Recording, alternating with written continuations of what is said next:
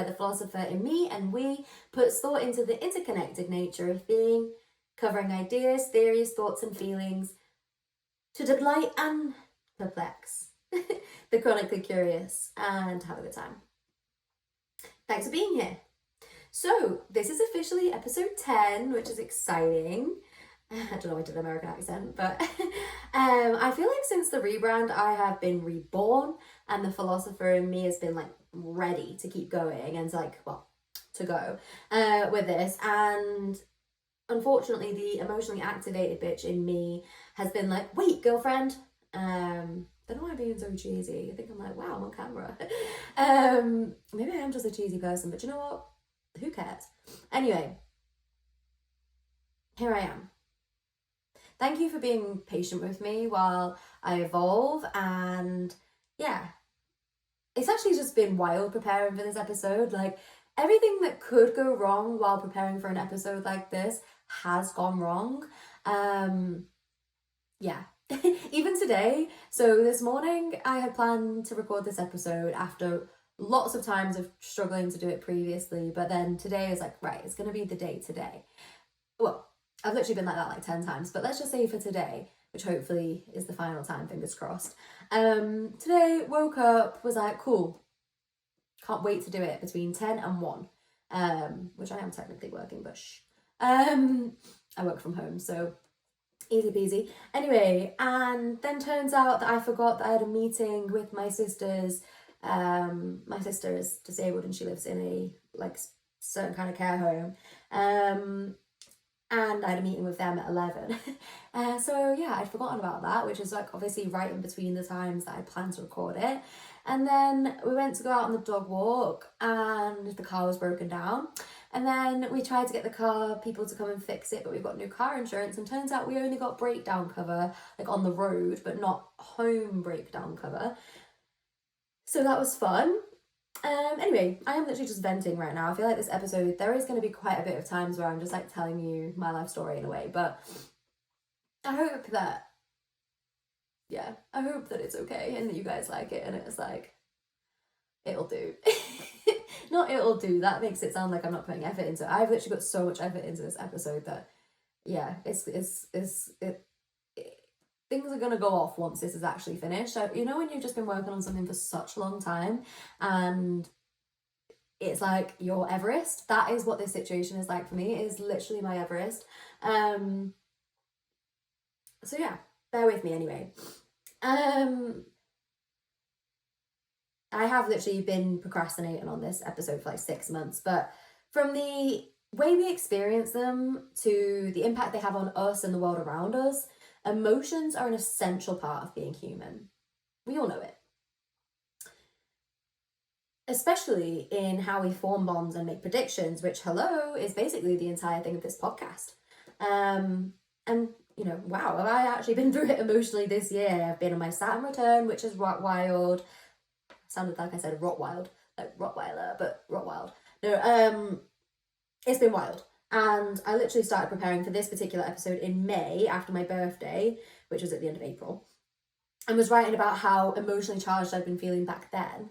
And it's just crazy. Like, realistically, I have been feeling emotionally charged this year, like a lot, but it's kind of been good. The thing is, like, birthdays are super hard for me. I love birthdays and I love anything that you celebrate. Like, I love to make a big fuss about things. Like good things. Oh my gosh. Well, yeah. Anyway, yeah. As an adult child of an alcoholic and as of a narcissist, excuse me thing. Sorry, my iPad just made noise, but it shouldn't be. Also, right, I just need to say this. I am going to have some notes in this episode. I love working from notes because I am neurodivergent. I will ramble, and I will ramble anyway, but it keeps me grounded of what I need. And honestly, I don't think there's anything wrong with using notes, as long as you're not like this the entire time. But you know what? I might be. And fuck it. I don't care.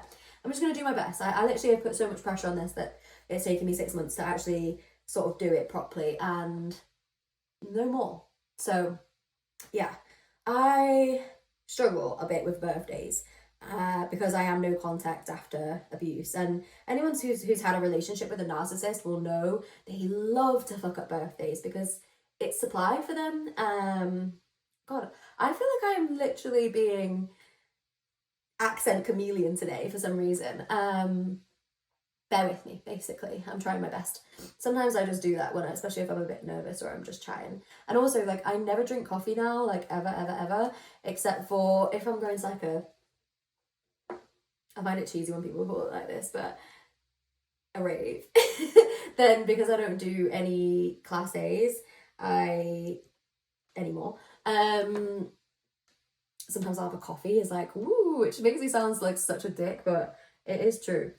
Like, if you don't drink coffee and then you have coffee, it is actually like a drug that you can actually be like, oh, I can stay up for so much longer now. But yeah, it does obviously like give me anxiety. Anyway, yeah, I quit smoking then on May 10th, so I was having a difficult time on my birthday, April 24th, and for like the week before that as well. Then May 10th, we'd actually planned to quit smoking, me and my boyfriend, on the 3rd of May, but then we were just like, no. And we ended up quitting on the 10th, which for me was after 15 years, so it was like sending me on a downward spiral for like a month. Like, I did struggle with that quite a lot, and it was weird because like I actually haven't felt that bad emotionally since I was like in the pits of depression 6 years ago backwards, and then more time probably backwards as well, from when I was like 14. But yeah, loads of different things was going on this year. It was only my grandma's 1 year anniversary of her death the other day. So yeah, it's just been like a lot going on for the past year. And I've got so many repressed and blocked emotions because of how I was raised, and I've been practicing emotional hygiene on and off for like 6 years. So since I was last like, whoa, I actually want to kill myself. Trigger warning. I'll put that in the description. But I'm still feeling like I'm constantly going through it, but it is like new waves of it. I don't want to be cliche and be like, it's like an onion, but it is like an onion. I feel like you do one layer of it, and then if, you know, a bit of time passes where you don't have to think as much about that emotional issue, and then, you know, more comes. Like, I think I'll be done, and then I'm like, cool. And then I realize how far that is from the truth, and then I'm like, wow. But it does get better every time. Like, every cry is like a 0.05% difference. But yeah, every little helps. Like, what is wrong with that? You know what I mean?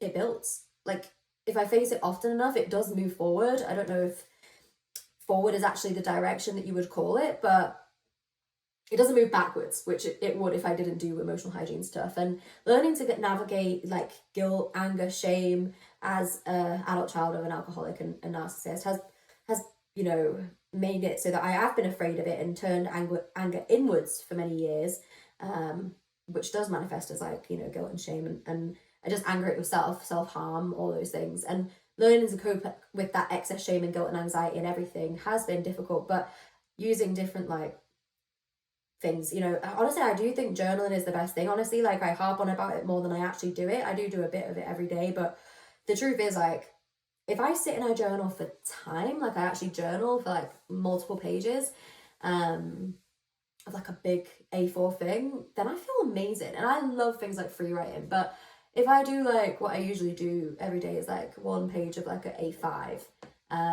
which usually is more like, this is what's happened in the last 24 hours, and then like I try and be like, so I'm feeling frustrated about this, I'm feeling good about this, I feel joy about this, I feel, do you know what I mean? Like, yeah, finding ways to process this stuff is so important, because like emotions are literally energy in motion, and expression is how we motion it the fuck out of our systems.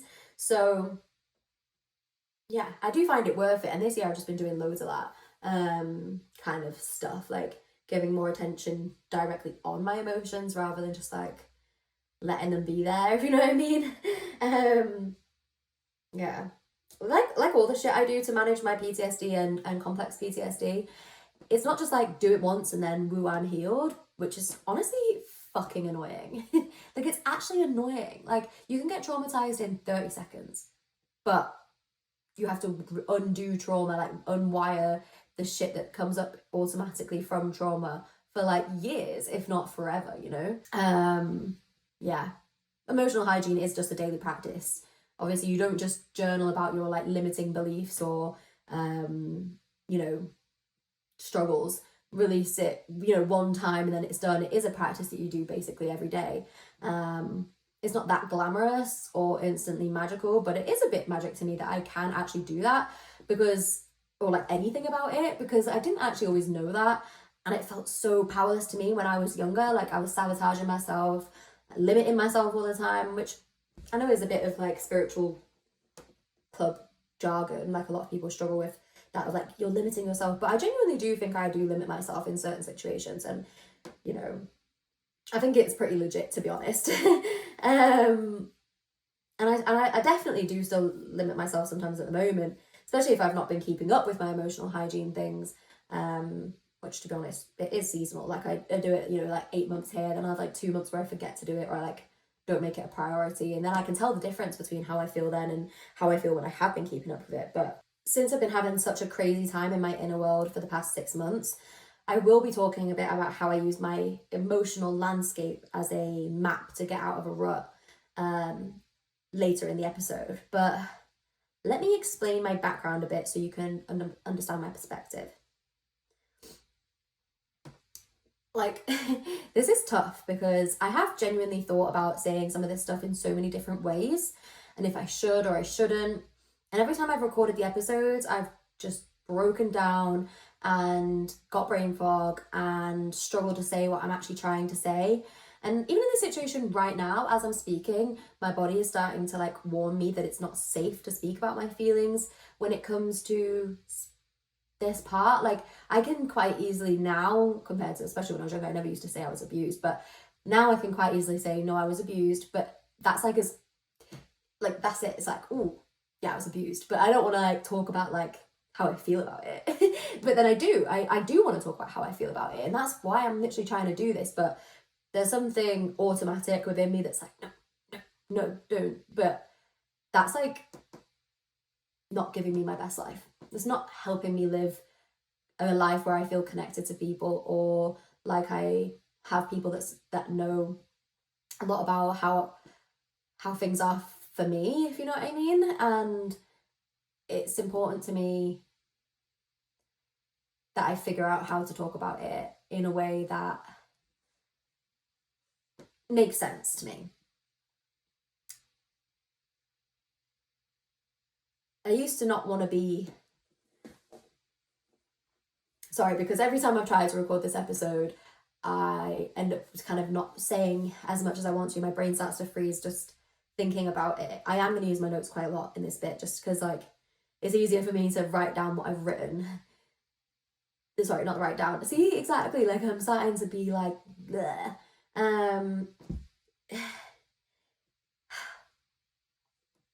Okay. When I start to try and say what I'm trying to say, it's difficult without the notes. So I'm just going to read the notes and bear with me. I used to not want to be vulnerable at all. And now I know, because I'm seeking connection, I have to have the courage to be vulnerable. Thank you, Brene Brown. Anyway, it's hard, man. Like, feelings are fucking hard. And I don't know if any of you guys are also... Not that I want anyone else to have narcissistic mothers, but if anyone else that is listening to this podcast is also a daughter of a narcissistic mother, or a son, or a they of a... or a non-binary person, of a narcissistic mother, then I would just like to have any sort of knowledge of, like, I don't know, I'm getting like all worked up. Yeah, let me know if you are also a DONM, or, you know, child of, or someone who knows a narcissist or whatever. It helps me to feel like there's something when you meet people, and this is gonna sound kind of mean, but sometimes when you meet people and you feel like they've got no trauma whatsoever, it's kind of harder to connect with them. Not saying that I want everyone to have trauma at all, but I feel like you get people on a different level if you have gone through some sort of like abuse sometimes. I don't know if that's true or not, but anyway.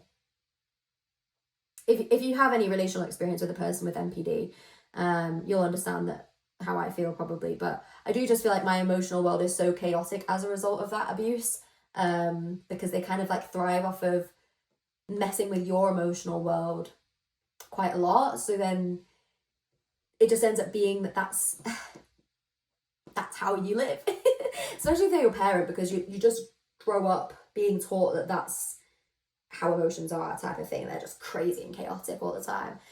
Or maybe not. Some people will have narcissistic parents that are very emotionally void, but typically, some people think of NPD as having no feelings, but in fact it's actually being highly immature with your feelings, like a toddler. And they are highly emotional in an irrational and insecure way, but they are energy vampires, so they suck the life out of you, feeding on your emotions, so purposely making you feel activated so they can draw from that. And then they also make their feelings 100% your responsibility if you are their victim, which has made me just have loads of issues to work through, like, forever. So thanks, Mom. But yeah, when I think about it fully, when I look at it properly, my past in certain ways, I can just go into a dissociative like trance, and then it makes it impossible to be productive. And that's literally what's happened in this situation, like more than 5 times. It's frustrating because consciously I want to talk about it, but it just feels like within me there is sometimes an internal shutdown response. Like I just freeze. I'm like a freeze fawn type with flights. I think it depends on the type of thing that I'm struggling with. Like when I'm thinking of old memories, then it's freeze. If it's dealing with someone who I feel is in any way in charge of me, like the doctors or people that have some sort of hierarchy over me, then I fawn. And if it's just like sort of my internal anxiety, then flight. But my combination is mainly freeze fawn. But yeah, I've gone back and forth on it, feeling like maybe I'm just not ready to be so vulnerable like that yet, since I literally cannot force myself to do it without just zoning out and getting upset and needing like a week to recover from just bringing it to the forefront of my mind. And I have this whole episode plan, like literally the whole time writing these episodes, or what was going to be multiple episodes I'm just going to make into one episode now, has taken me so long because like I'm still in an awkward situation with a lot of my family members who have been affected by the no contact situation. And a lot of those people I kind of want to write some sort of like letter to, or just like fully get the chance to explain myself. But with that, I've also struggled with the whole thing of like getting it out. Like, how can you actually just write like, please still love me, I'm trying to keep myself safe, you've seen this person abuse me, just love me anyway. And I think because that hasn't happened yet, because the people I'm trying to speak to are quite shut down about allowing that to happen, I have been worried about doing this episode, because it's like I want to like honor that. I want to make sure that like originally I was like thinking maybe I'll just say everything I want to say in this episode and then everyone can just hear it. But I don't think that's the best way. So I'm just going to try and speak about it from my own experience. But yeah, like I did have this whole episode planned about my experiences with child abuse and dealing with a narcissistic mother and narcissists in general, and about why I went no contact and how narcissism is rooted in emotional immaturity. But honestly, like the main focus being on that, my abuse by a violent and cruel narcissist, has just meant that the episodes just keep not getting done because I'm like avoiding it subconsciously, like proper procrastination. Like I literally just can't make myself do it. And my body's like, nope. So I'm just going to talk about it a bit, as much as my body and my mind and my spirit and everything will allow, and we'll just see how we get on. Yeah, I'm mainly afraid to be so candid about my abuse and my relationship with my abuser, who was my mum, because I'm scared that my sister will start ignoring me because she's not ready to accept the pain of acknowledging that your primary carer, who you love and who you were enmeshed with, is an exploitative, manipulative, dangerous and violent human. It's happened before when I've tried to talk to her about it, where she just shuts down and then sometimes unannounced just stops talking to me, which I've tried so hard to communicate about. But of course she's avoidant, because that's what's kept her safe. Like if you're from a dysfunctional family dynamic, you know that there's often one person who just kind of like doesn't say anything when things are like, people are shouting, or just kind of is just like this, like, and trying to kind of just stay liked by everyone. And in my boyfriend's family dynamic, which was also very dysfunctional, that was his place. And in my family dynamic, it was my sister's place. So yeah, of course she's avoidant because that's her trauma. Like, she got to be safe by not engaging in these things at all, which, you know, yeah. But I'm just really worried that she won't speak to me anymore, because if she hears this and she hasn't had the full letter thing that I'm planning to write, or book, I don't know what it'll be, but just like, this is why I went no contact, please love me still. Which I have already tried to explain, but I just feel like it's been very like beat around the bush style thing. Like, she gets uncomfortable if I start saying anything. Like, it's just difficult. Which is, it's fucking difficult for me as well, because like, you've seen me getting beaten the shit out of, you've seen all these things happen, but you're still like more funny with me than you are with my abuser. But you know what, fair enough, because I'll still love you and she will abuse you. So anyway, yeah, she's unlikely to listen to this, so I really hope she doesn't fucking listen to this. But yeah, I'm so worried about that I think it's a core fear that's acting as like a blockage to my actual mouth. Like, I don't even know if I'll keep in what I've just said, but part of me feels like she needs to hear this. Like, I have tried to write this letter or whatever loads of times, just fully saying everything, since she won't hear me out in person. But I always get too scared she'll still reject me in favor of my abuser, which I'm not even asking her to pick a side or anything, but I just think, you know, well, you know, I honestly wouldn't think it would be that unreasonable to if it was someone else, but I just feel this ache in my soul that I haven't been able to, like, or allowed to really share what's gone down. It's because she was only 16 when I went no contact. So for her own safety, I didn't want to say too much. I was like, whatever her reaction is, obviously traumatizing. It's so devastating to accept in your heart that your family aren't safe people. Even if you've known that, it's like, yeah, like, it's not like she doesn't know that. She just doesn't accept it. If that makes sense at all. Like, at 16, she was in sixth form college, and it seemed like, okay, not a good time to like, just like pull the rug from underneath her. But yeah, it hasn't honestly been a good time since then to hear me out. So now I really do just regret not saying it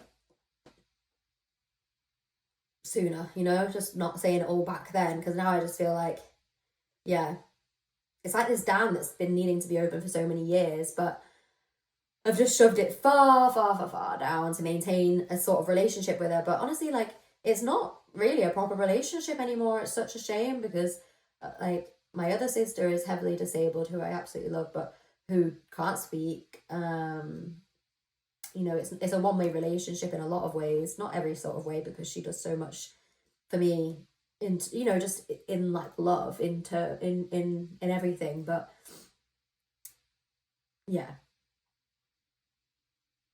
it's crazy that I've just been letting this feeling build up in me, because it is just so unbelievably painful and horrible.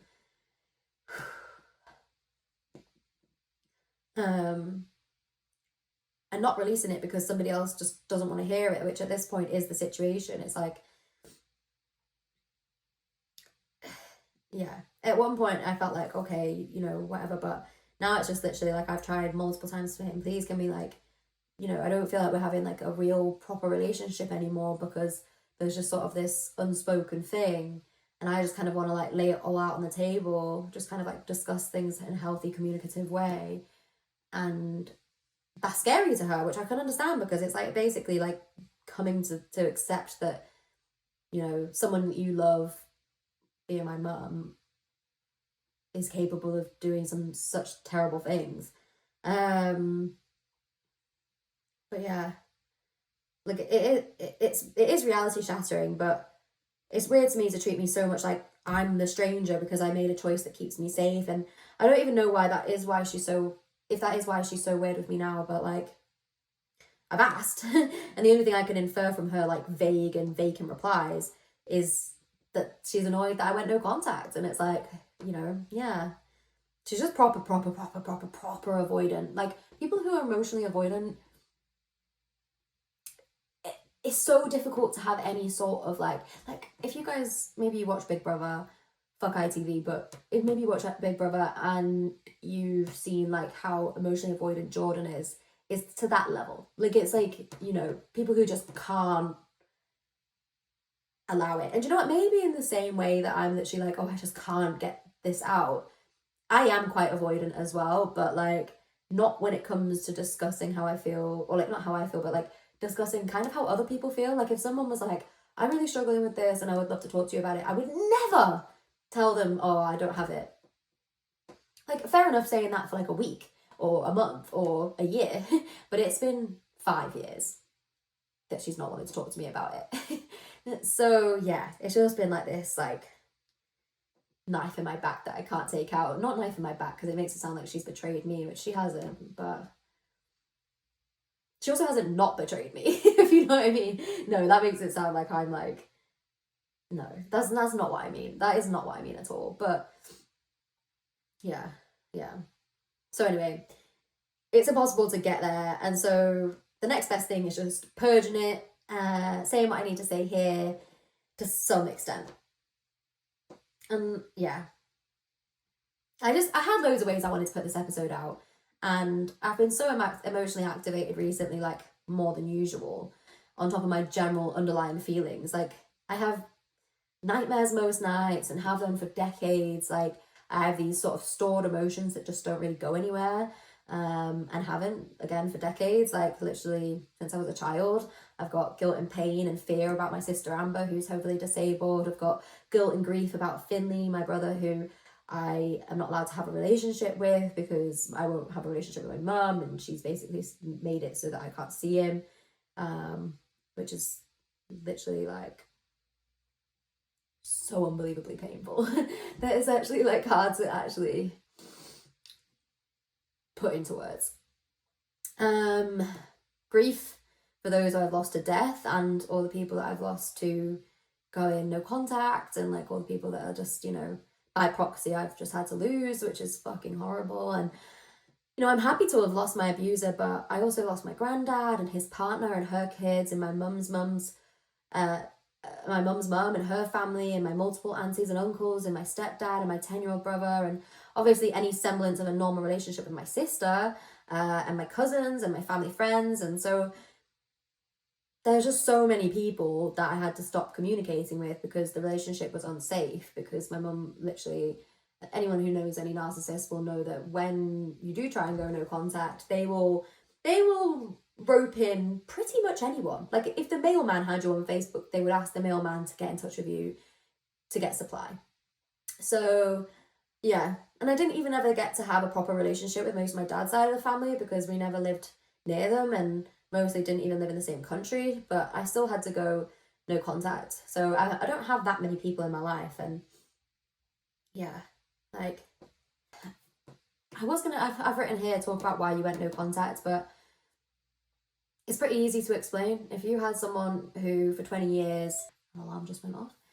Yeah, if you had someone who for over 20 years beat you, strangled you, kicked you on the floor, just was so cruel, financially abused you, made you homeless, locked you out as a child, to sleep outside overnight, like literally just abused you, and had no semblance of accountability about it, or didn't feel sorry about it, then yeah, you wouldn't want to speak to them, and it doesn't matter that they're your mother at the end of the day. So yeah, hopefully people understand that and don't give me a hard time about it. So yeah, my own emotional landscape has been very varied due to the abuse, and then a whole other set of difficult emotions through recovery. Like, it is really hard to rewrite your mental script, to rewire your brain. Like, it's not that you can't do it, which is cool. Like, you can fucking do it. You can rewire your brain. You can use neuroplasticity to like become a different person inside, which is cool, because that has worked for me. Like, it has worked for me, but it is hard, and it literally like hurts to try and change your loaded code around emotions, especially.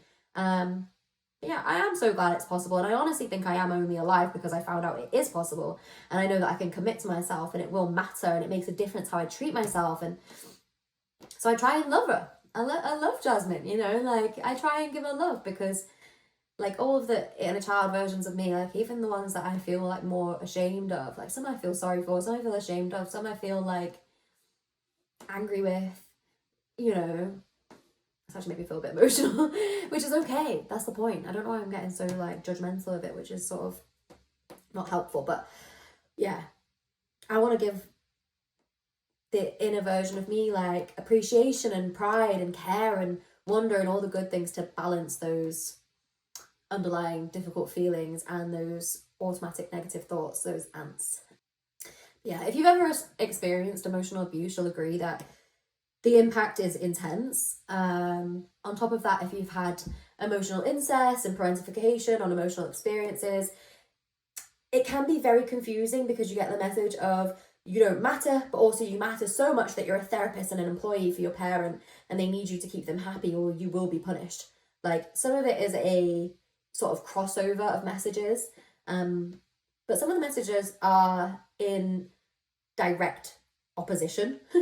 And so your pathways form scared of violence as a reaction to your own feelings and also feeling 100% responsible for the feelings of others. So you can't have your own feelings, but everyone else's feelings matter a lot. Whereas like some people get it where it's like nobody's feelings matter. And then some people get it where it's like, you know, oh, that's it basically. But yeah, it's difficult. Yeah, like feelings could just not matter to you, but instead they do matter to you unless they're actually yours, and then it's like, rah.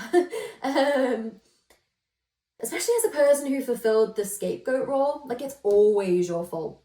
If someone has a headache, it's your fault, even though you've just like got home, you haven't done anything wrong. Like it's just like, oh, I've had a headache all day, and it's probably from you doing something 3 days ago. Like that doesn't even make sense, but that's what they're like. They literally don't make sense with the things they accuse you of. Like if someone had a bad sleep, it's somehow your fault, even if you weren't home. If they spill their dinner, it's your fault for breathing too loud. Like it is always your fault when you're the scapegoat. And the guilt is real. Like it's not pretty. It's actually dangerous. My guilt radars. Guilt is something I really fucking struggle with. I don't know why I'm laughing, but it's just my natural reaction. Like, yeah. So because as a scapegoated victim of emotional incest and parentification and abuse of many kinds, I always feel like other people's emotions are my responsibility. So for my whole life, I've mainly thought like I am good with emotions. Like I know about emotions. I am emotionally on it. Like cool, good, etc. Like I know I'm empathetic as fuck. Like I'm highly sensitive. I'm perceptive of what's going on with other people. But I'm realizing now that I'm not in any way, shape, or form well-rounded in this area. Because I have no idea what to do with the feelings I perceive, and whether they're my own or somebody else's, I don't know what to do with the feelings I perceive. So like I will be very uncomfortable, which is honestly giving me a minor identity crisis. Like if I'm not as good as I thought I was with emotions, then I'm not actually the person that I thought I was, which is kind of like weird, if that makes sense. Like I don't know, like if you'd asked me a few years ago, I'm like, yeah, I'm emotionally everything, like mature, intelligent. I do think I am emotionally mature, but like that's from like a lot of work. I think I'm emotionally intelligent because like if somebody else has feeling something, then I'm very good at like, you know, working through that with them. But on like an inner level, like I am kind of making it about me in my own head, because not like that makes me sound like quite narcissistic, and maybe there is some narcissistic fleas in there, you know, things you catch from being raised by a narcissist. But like I'm realizing literally while I've been preparing this episode that I'm actually just very uncomfortable with emotions, especially other people's, but also mine. Like everyone's emotions, like I'm not uncomfortable with other people's emotions in a way where I'm like want them to stop having the emotion in a way. I think I'm like I'll allow for it, but in my own mind I'm thinking like I want to try everything to help them to feel better quick. So I'll be like, right, should I make you a cup of tea? Or, you know, like I don't know, like I'm quite like I think I'm quite caring, but I also am like quite like straight away like, right, okay, how can I help you feel better? Should we get a takeaway? You know, like I don't know, like I want to fix the problem. I want to feel like, you know, well obviously I'm also like, let's talk about it, let's journal about it, let's discuss things. Like, you know, I'm not just like shut up bitch. Like I do want people to feel heard, but I know from my inside thing, like I'm feeling like everything will be better if they just feel better, which I can control by being the best version of myself. But that is not actually true. You know, partly it's healthy co-regulation, and partly my intention is actually just, you know, not that helpful, because people just need you to get down and sit in pain with them, not yank them out of the feeling rapidly. And that is something that I've been working on a lot in the past year or two. And honestly, I've known that I have this issue for a long time, and I've been trying to work through it for a long time, and I do think I'm better at it now than I used to be.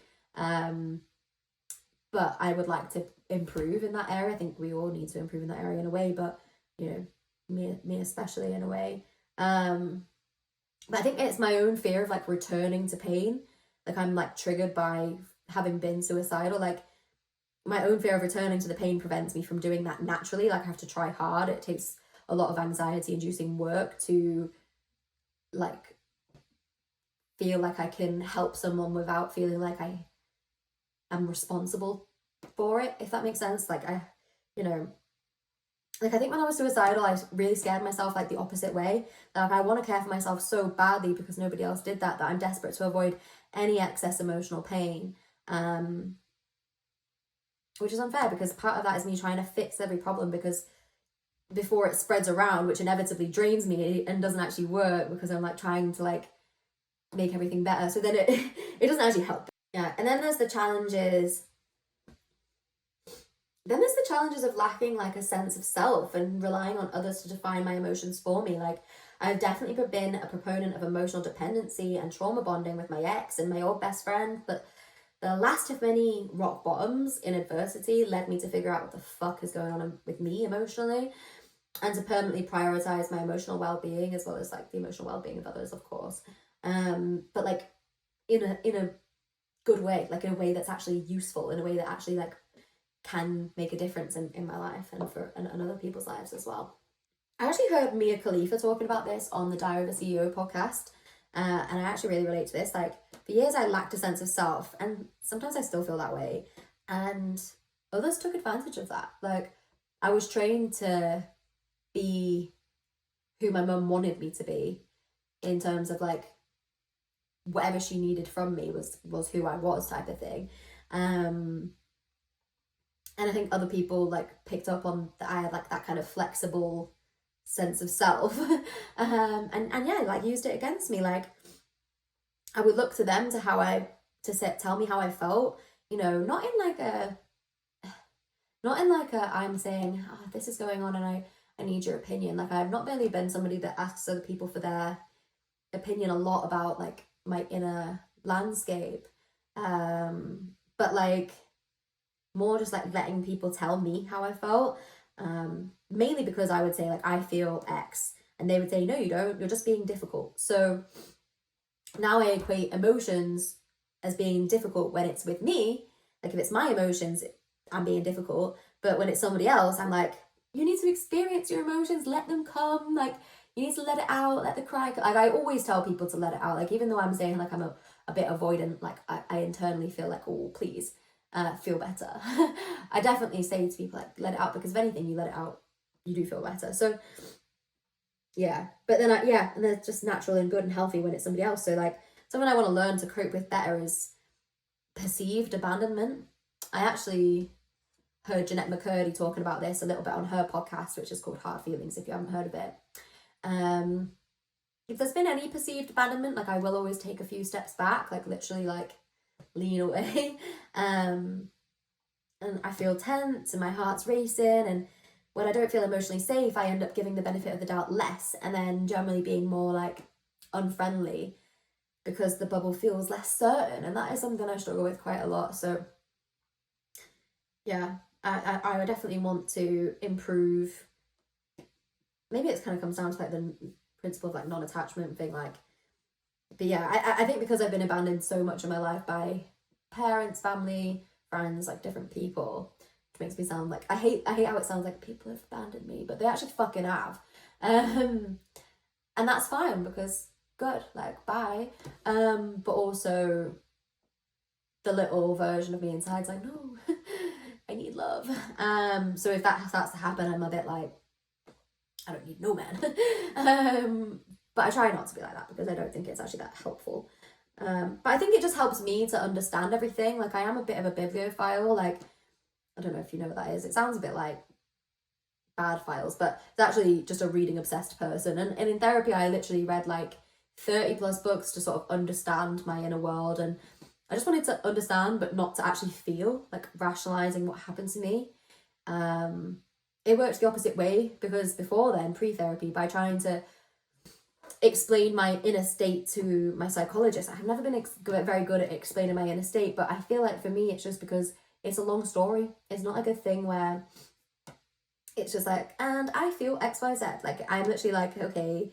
Like, so I went to see a psychologist in like 2017, and I didn't know how to say what I needed to say. So I just started by saying like, oh, my mum had me really young, and her mum walked out when she was 12 permanently, and my dad was addicted to crack as a teenager, and he went to juvie, and then they met and had me. Then my sister was born and she had a disability.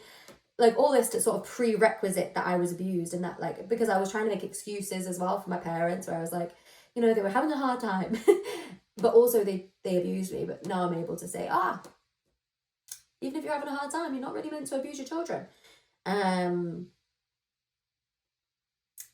Yeah, in doing that, I got completely cut off and by the psychologist, and told that the details sort of weren't important, just to answer the question. Which, by the way, as like somebody who's pretty sure they have autism and ADHD, answering a question is like, I need to give the actual answers to the question that was asked. And so if the question was like, have you ever been abused? The answer is, well, my mum was abused when she was a child. But yeah, apparently those things don't matter. So then, surprise, surprise, misdiagnosed. But then luckily the misdiagnosis allowed me to get therapy, which wouldn't have been paid for if I was diagnosed with the real problem, because the person who paid for it for a bit was the person who actually abused me. But yeah, it's like a hard pill to swallow, thinking that, you know, thinking about your feelings isn't the same as feeling them. Because, you know, there is a distinction between you feeling your emotions and intellectualizing them. And my biggest issue and coping mechanism is intellectualization. So kind of like looking at it more bird's eye view. And yeah, like, by the way, just to say, like, you might think, oh, your mum paid for you to go to therapy, so she must not be abusive. Like, if anything, she was trying to abuse me by saying I'm crazy, and everything that I've ever said was a problem between us is all my fault because I'm crazy, was literally like how she saw it. So yeah, it was actually just a further method of abuse. Luckily, I ended up with a therapist who was like, wow, your mum's definitely a narcissist. Like, quite quickly, which they're not really supposed to do that, but it's so obvious. Like, it's literally like, anyway, I don't need to go on about this right now, but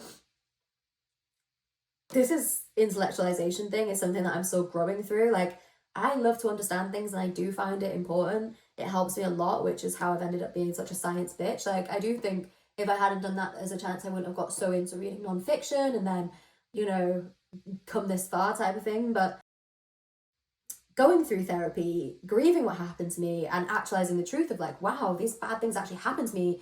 It was really, really bad, and actually someone probably should have fucking helped me. I basically like angry cried at the most random times, like, but almost never actually in therapy, which is funny. Yeah, for some reason, for those 2 years, I was crying, like, just, you know, I'd be in like co-op and I'd see like a Kinder Egg, which reminded me of my baby brother who I wasn't able to see. And yeah, it's just shit. It's just actually shit. Sorry, that's kind of like triggered me a bit. Yeah, I used to just get really upset at random times.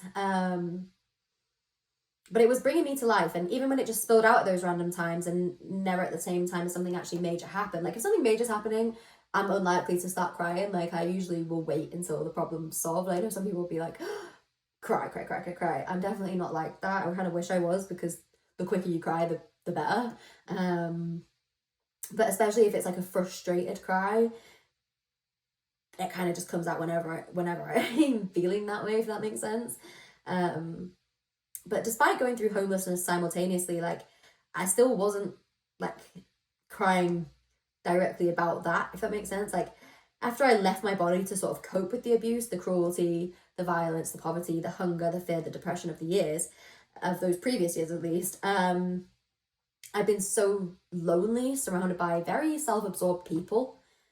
So I was just very like lost, like 2017 and before, like rah. I was not in a good place. And yeah, I've been like both emotionally isolated and emotionally dependent. So I have seen it all in that time. Yeah. I've tried to repress it and I've tried to express it. And express is definitely better long term, but repress is better short term. Like realistically, like right now, what do I want to feel? Pretty good, to be fair. Not bad. But yeah, like I don't know. I don't think feelings lessen if you ignore them. Like I have always been a proponent of, like I used to say that the title of my autobiography would be like, just try not to think about it. Because that is like honestly how I feel about things a lot of the time. Just like, you don't feel as bad if you just don't fucking focus on things. Like the more you focus on something, the more it expands. So if you're just constantly thinking about how you were treated like shit, then you're gonna feel pretty shit. That's the truth. But a lot of that I've learned from like, you know, the expectation effect and stuff like that. Like it does make a difference. But it doesn't help just when you try not to think about it.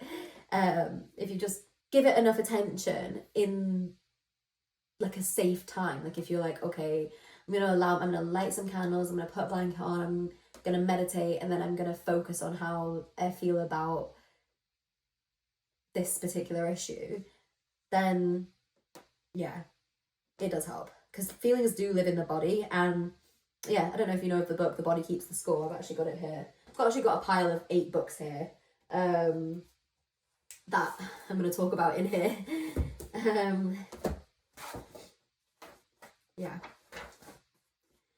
Body Keeps the Score. Yeah, good book, but I'll get to that in a bit. If you have trauma and you haven't read that book, like I would recommend getting it, because you're missing out. And yeah, so yeah, trauma fucks you up. My last few months have been difficult. I actually remember just then that I did actually bring my feelings journal with me. Hold on one second.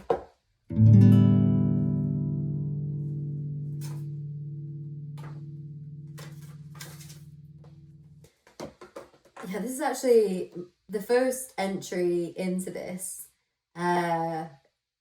journal specifically is from the 16th of May, so it's 6 days after I quit smoking. It says, "Hi, I'm having a better day today.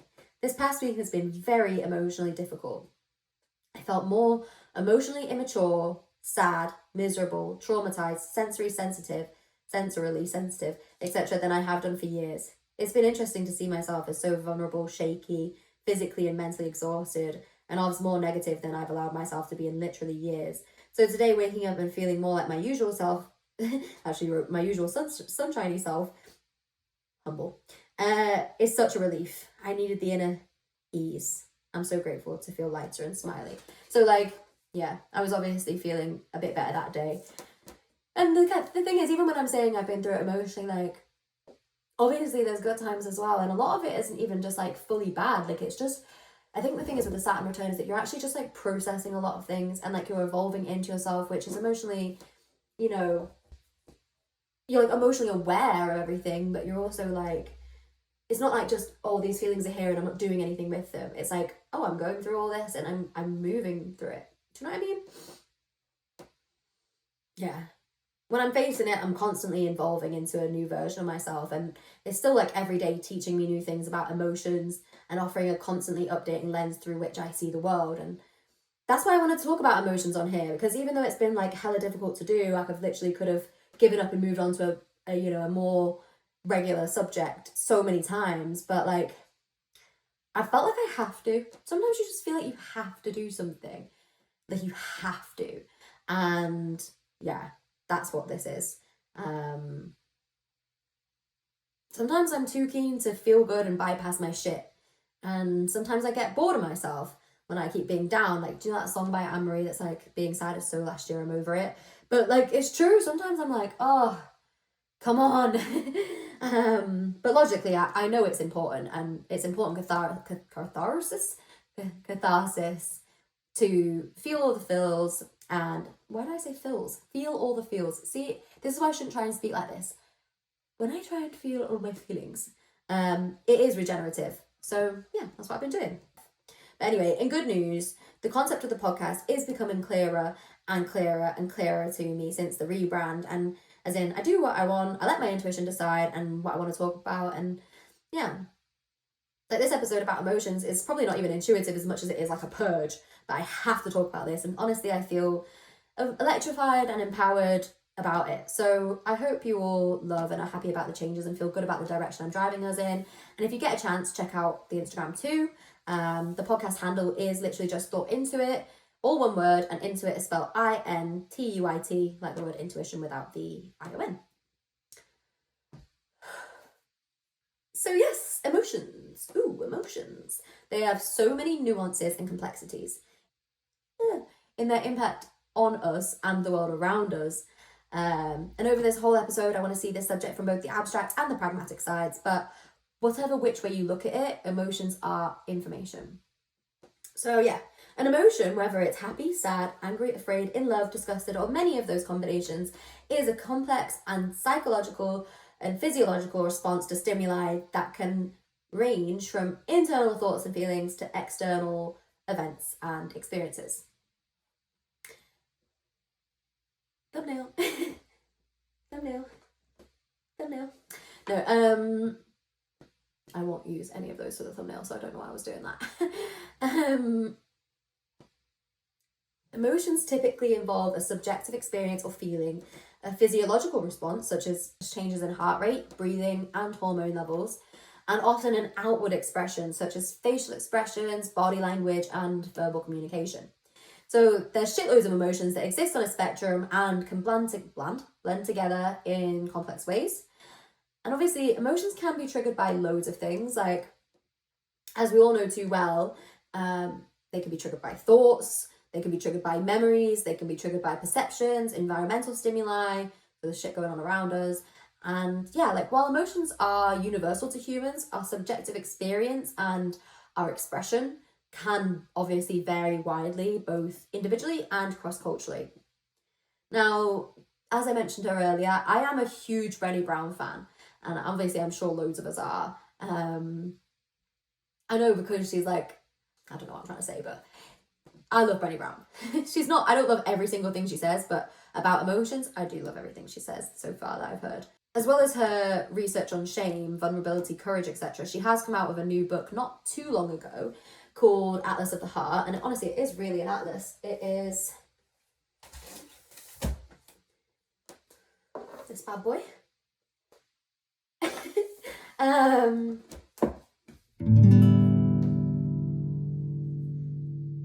This book is all about emotional literacy. So if emotions are information, then having emotional literacy is knowing how to speak the language that information is in. And in talking about this new book in an interview, Brene Brown said, "In the absence of connection, there is always suffering. Building our emotional vocabulary will foster connection. And we have very limited language. We just don't have the words to describe the expansiveness of our emotional experience." But she mentions that there are 87 emotional states that we need to be able to understand in language in order to understand ourselves and connect with others. I can actually tell you which one she mentions quickly. I would 100% recommend this book and all of her others too.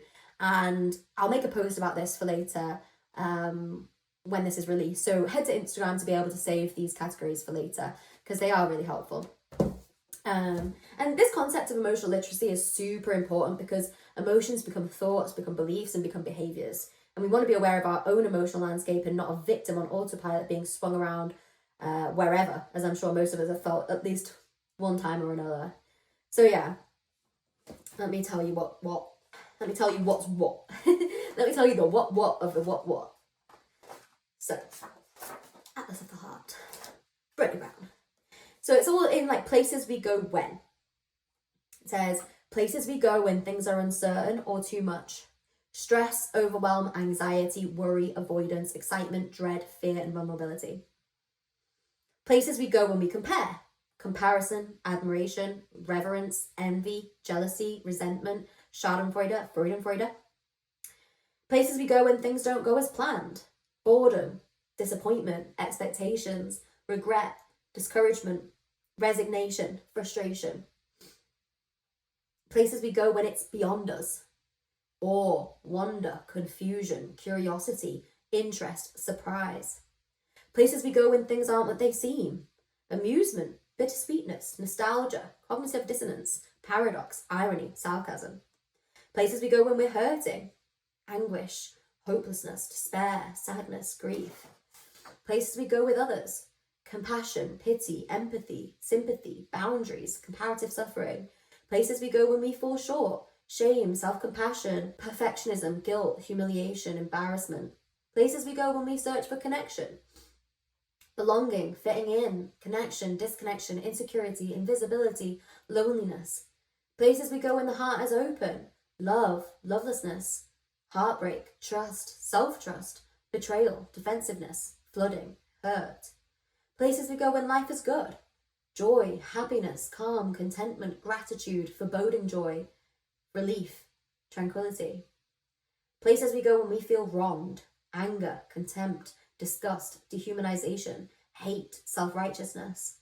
Places we go to self-assess, pride, hubris, humility. And then there's a little Rumi quote here that says, heart is sea, language is shore. Whatever sea includes will hit the shore.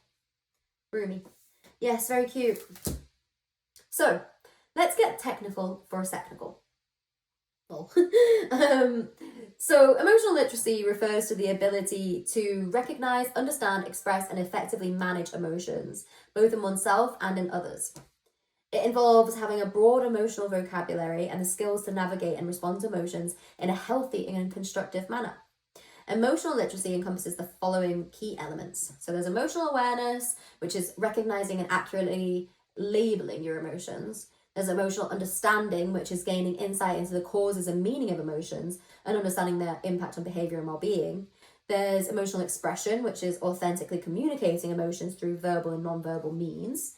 There's emotional regulation, which is developing health skills to manage and respond to emotions, which is maintaining emotional balance.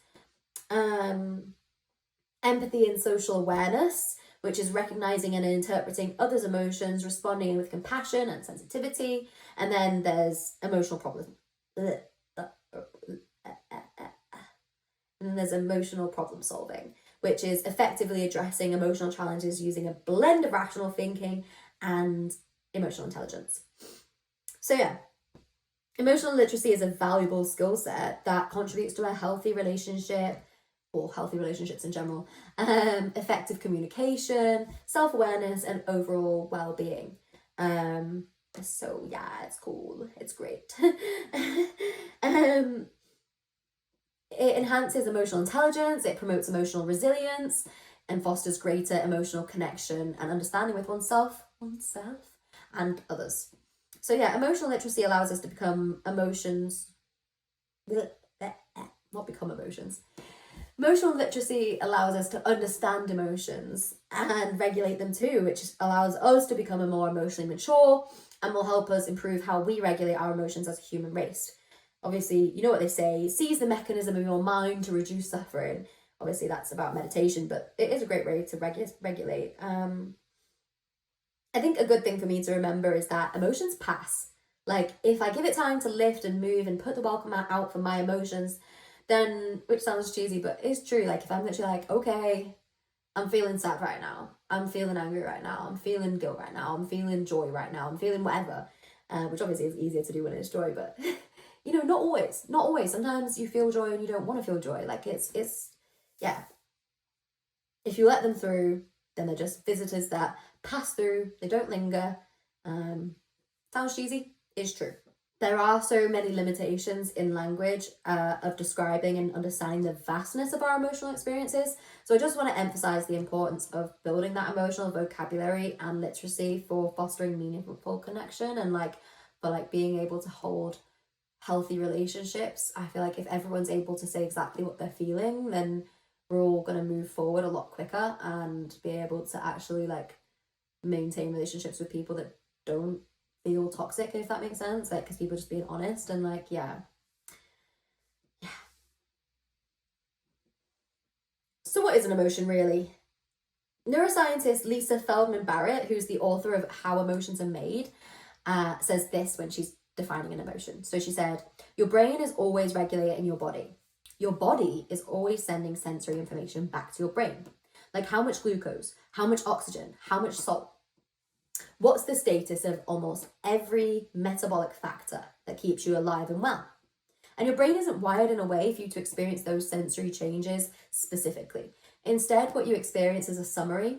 And that's where those feelings of pleasantness or unpleasantness, comfort, discomfort, feeling worked up or feeling calm and quiescent, that's where those simple feelings come from. But that's not exactly an instance of emotion.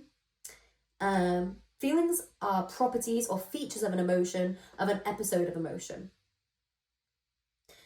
An instance of emotion, but they're not synonymous with emotions. So it's an instance of emotion, but it's not synonymous with emotions. Just in the same way that you would experience sound as quiet or loud, you can experience feeling very activated or very calm. And what your body is doing is telling itself a story about what is going on inside your body and in relation to what's happening in the world. And it's creating this story using knowledge about emotion that you have learned from your past to predict what you're going to see and hear and feel. And that's what an emotion is. And so, yeah, that's what she said. And advancements in neuroimaging, and advancements in advancements in neuroimaging have provided insights into the neurobiology. Advancements in neuroimaging have provided insights into the neurobiology of emotions, and researchers have been able to identify brain regions involved in emotional processing, those big bad boys coming to fuck up your life. No, that's actually bad emotional mindset, to be fair. Processing that shit is healthy, obviously, but like, they've been able to identify what's going on, basically. And one of the key structures in the brain responsible for processing and regulating emotions turns out to be the limbic system, which is a group of interconnected brain regions, brain structures located deep within the brain's temporal lobe, which includes several key components, which is the amygdala, which is often considered the emotional center of the brain, which plays a pivotal role in processing emotional information, especially related to fear and the formation of emotional memories. The amygdala helps to assess threats in the environment and trigger the fight or flight response when necessary. And for me, definitely that bitch is working overtime. Then we've got the hippocampus, which is, while primarily associated with memory formation, the hippocampus also interacts with the amygdala to encode emotionally charged memories. It helps us to remember and contextualize past emotional experiences, basically. And then the hypothalamus is responsible for regulating various bodily functions, including those related to emotions, which it controls the release of hormones that influence emotional responses, such as stress hormones, such as stress hormones like cortisol and adrenaline. Yay! And then we've got the thalamus. The thalamus acts as a relay station for sensory information. It helps direct sensory input to the appropriate brain regions, including those involved in processing emotions. And then you've got the cingulate cortex, which is the part of the brain involved in various emotional processes, including regulating emotional responses and social interactions. And it also plays a role in empathy and the perception of pain. And then finally, we've got the prefrontal cortex, which is not part of the traditional limbic system, but the prefrontal cortex is crucial for regulating and modulating emotions, and it helps with decision making, impulse control, and social behavior. So yeah, like the limbic system's interconnected nature allows it to process and integrate emotional information from various sources, such as the sensory input, the memories, the internal physiological signals, and then it helps orchestrate emotional responses and behaviors. But emotions are not solely a product of the limbic system. They involve a complex interplay between various different brain regions, like those responsible for sensory, perception, memory, and higher cognitive functions. And while the limbic system plays a central role in emotional processing, emotions are influenced by a wide range of external and internal factors, including social and cultural influences, personal experiences, and just individual differences as well. I've also read another great book on the topic of emotions, which is called Permission to Feel. And it's by Mark Brackett, Mark Brackett, PhD, who's the director of Yale Center for Emotional Intelligence. I'm trying to get it out without knocking all the other books down. Here's the book. Put it in the wrong place. Here's the book.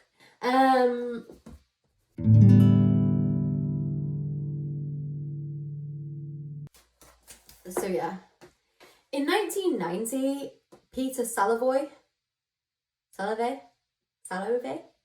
Peter Salovey and John Mayer published a landmark paper called Emotional Intelligence, and they asserted that the majority of life tasks are influenced by emotions. And we all have emotion skills, but to varying degrees. We can always expand our emotional intelligence, and they describe emotional intelligence as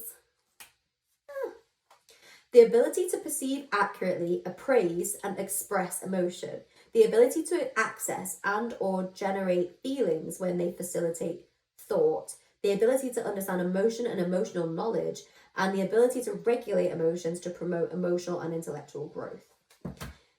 So yeah, this book by Mark Brackett offers strategies for developing and harnessing the power of emotions and delves into the scientific understanding of emotions, exploring their physiological and psychological aspects. It also explains how emotions are interconnected with our cognitive processes, decision-making, and overall well-being. Understanding the science behind emotions does help us gain a deeper appreciation for their significance in our lives, or at least helps me. I try not to speak for other people, but I do all the time. So if you hear me being like, for us, I actually mean for me, and sorry. Yeah, okay. He also emphasizes in this book that all emotions serve a purpose and can provide valuable information about our needs, desires, and experiences. And by accepting and embracing the full range of emotions, we can better understand ourselves and navigate the complexities of our emotional landscape. I know I'm saying that a lot, but I just love the word emotional landscape. I think that's such a good description of what that is, you know what I mean? Like, you're kind of like, if anything, you're not being visited by the emotion, you're kind of like visiting the emotions that are on the map. Do you know what I mean? Anyway, there's a cool chapter that's quite relevant called How to Become an Emotion Scientist, which you should totally have a look at if you do read it. If you're interested in buying it, I totally would. It'll be linked in the show notes, as the book offers a range of practical strategies and exercises for developing emotional intelligence. And these include techniques for enhancing self-awareness, managing stress, regulating your emotions in general, and improving your interpersonal relationships as well. And the author provides, relatable anecdotes, like real life examples. So it's not super sciencey like all the time. And it does have a step-by-step guidance thing to help readers apply these strategies in their daily lives. So, bosh. Yeah. So that's that done. Put these two books back. Put these two books back on the shelves. Yeah, so I'll put that there. Okay. There's actually like a Belvedere hit behind that because I was having that before and it's like not finished. But anyway. So yeah. So neuroscience is one of my personal favourite fields of study. Love to see what that brain do. And effective neuroscientist Jack Panksepp, who did a TED talk called The Science of Emotions, mentioned the seven primary emotional systems, which are apparently seeking, fear, lust, care, panic, play, and rage. And I personally prefer Brene Brown's more recent use of the categories like places we go when, but I find this concept pretty interesting too. And before I researched this episode, I didn't know that studies and shit to do with like emotions are called affective with an A, like affective neuroscientist or affective computing. Basically, yeah, affective with an A, not an E. So yeah, little factoid for you, unless I'm the last to know, which probably I am, to be honest, but whatever. Anyway, one way to think about emotions is to return to when we developed them in the first place. So emotional development is crucial for forming bonds, and which is obviously like the fruit of life. And you might have read about attachment theory. I'm not going to go on too much about that right now, but there's a lot of different things about how, important emotional developing is. So forming bonds, predicting outcomes, which is arguably the surviving and thriving of life. So it starts in infancy and continues through puberty and adulthood, and just forever, all the way. And understanding how you feel involves three important things. So you've got autonomic arousal, which checks how active your body is from super alert to calm. Feeling neutral means everything's balanced, but if you're amped up, your heart might race. So there's that. And then there's valence, which is about whether you feel good or you feel bad. So sleeping, well-being, positive experiences boost this, which gives you a sense of your overall mood. And then you've got interoception and exteroception, which is the balance between paying attention to your feelings inside, which is like fast heartbeat when stressed, and reacting to things outside, like getting stressed from a message, you know, like getting a text and then being like, oh, there.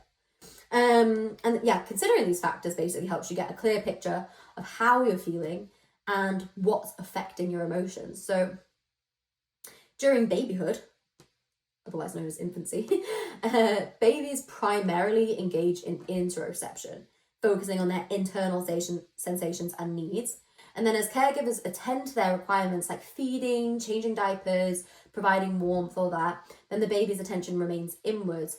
However, there does come a point when the baby begins to exterocept, which is shifting their focus to the external world and making predictions. And they start to learn that certain behaviors, such as crying, elicit specific responses from their caregivers. So by strategizing how much and in what manner to cry, they aim to relieve their anxiety and get their needs met.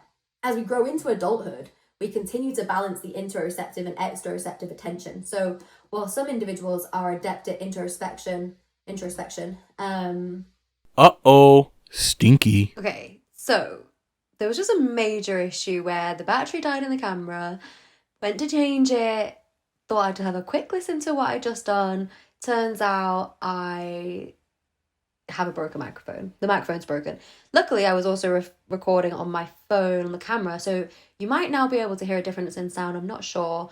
Hopefully it's improving, not deproving, not getting worse. And then also the camera, when I took the battery out, is now in a different position, so bear with me. Hopefully it's not too bad. Hopefully you don't mind.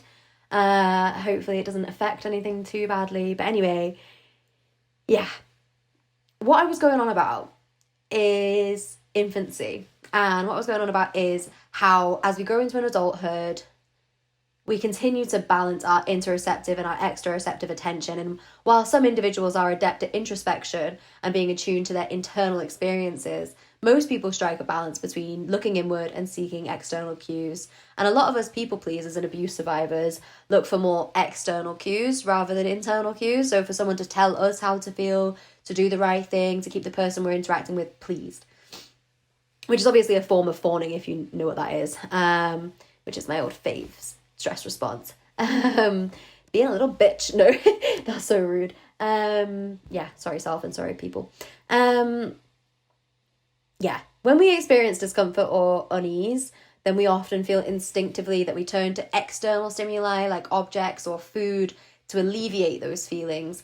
So for instance, if we're feeling anxious before a dental appointment, we might have a smoke, message a mate, or get ourselves a little chocolate treat as a reward.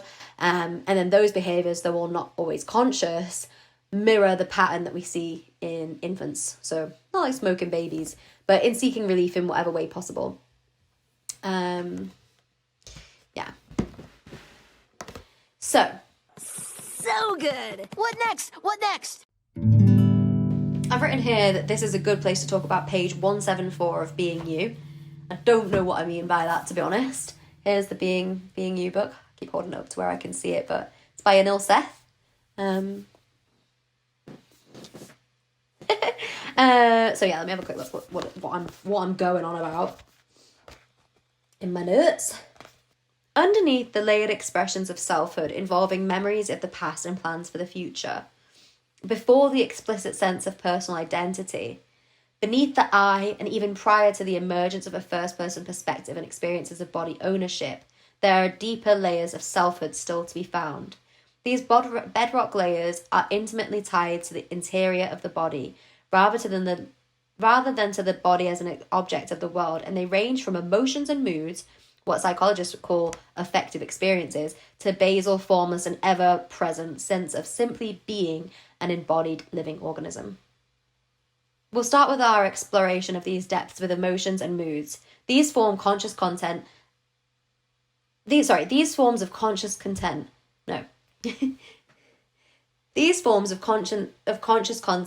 are central to the experiences of being an embodied self, and like all perceptions, they too can be understood as Bayesian best guesses about the causes of sensory signals.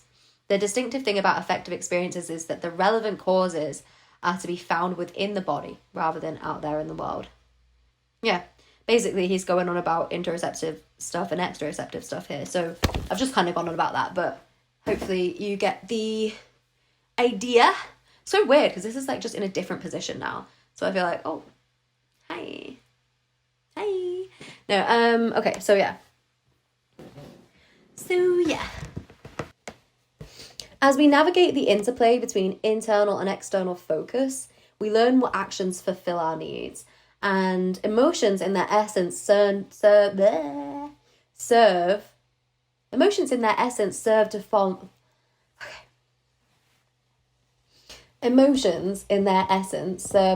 bonds and make predictions about our environment. I know I've talked about that a bit, but whether our needs are met or not and to what extent influences our emotional responses. So disappointment, for example, arises when our expectations are unmet. Various theories of emotions, such as triune brain theory, which is Darwin's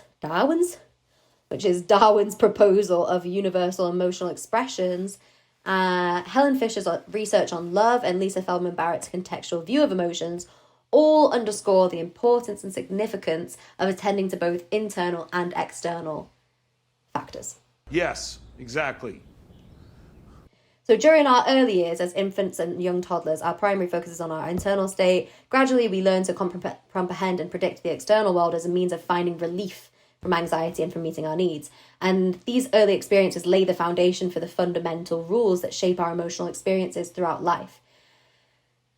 There's loads of research into emotions that relates to childhood emotions, really. I don't know if you guys know about, or any of you guys know about ACE scores. So my ACE score is 8, which is pretty fucking high. Usually they say with an ACE score of 4 or more, you're like 80% more likely to die a heroin addict. You're like, fuck. But don't worry, guys, I'm okay. Luckily, I live in the UK where it's actually a bit harder to get hold of heroin, I think. I don't know, but like, I don't think it's as like just about, you know. But trauma is stored in the body, and emotions unprocessed can cause a whole host of physical issues, which is what the ACE scores a lot of the time relate to. So you're like much more likely to have a heart attack or just all this stuff because the stress and the trauma, you know what I mean? It all builds up together. So anyway, it'll put you in a fucking early grave, which you just need to like process that shit because the emotionally repressed are at a much higher risk for things like cardiovascular disease or cancers, thyroid issues, etc. And emotions are just stored in your body. Like, I don't know if you guys know about fascia, but I actually started learning about that this year. But yeah, I feel like I've got so much to say. I don't want to go on about it too much. But you can learn more about this from the ACE score online thing. It's just about like ACE, like an ace in a deck, like ACE. You can learn about it from the works of Gabor Mate, who I call Gabermate, and also the book I mentioned earlier, which is The Body Keeps the Score, and also heal from it using somatic exercises. And I've actually been doing this hips course from, I don't know if you guys will have heard of it, but she's called The Workout Witch, which is surprisingly releasing. Like, I'm still learning about somatic experiencing, so I'll talk about that in the future, but it seems cool, man. And so more on that in the future. What am I talking about? What the hell are you talking about? So I don't know if I mentioned this up before, but the reason I don't have the microphone is because the microphone's not actually working. So now I'm just kind of like raw dogging it with my phone. So hopefully it all works out and it sounds okay. But yeah.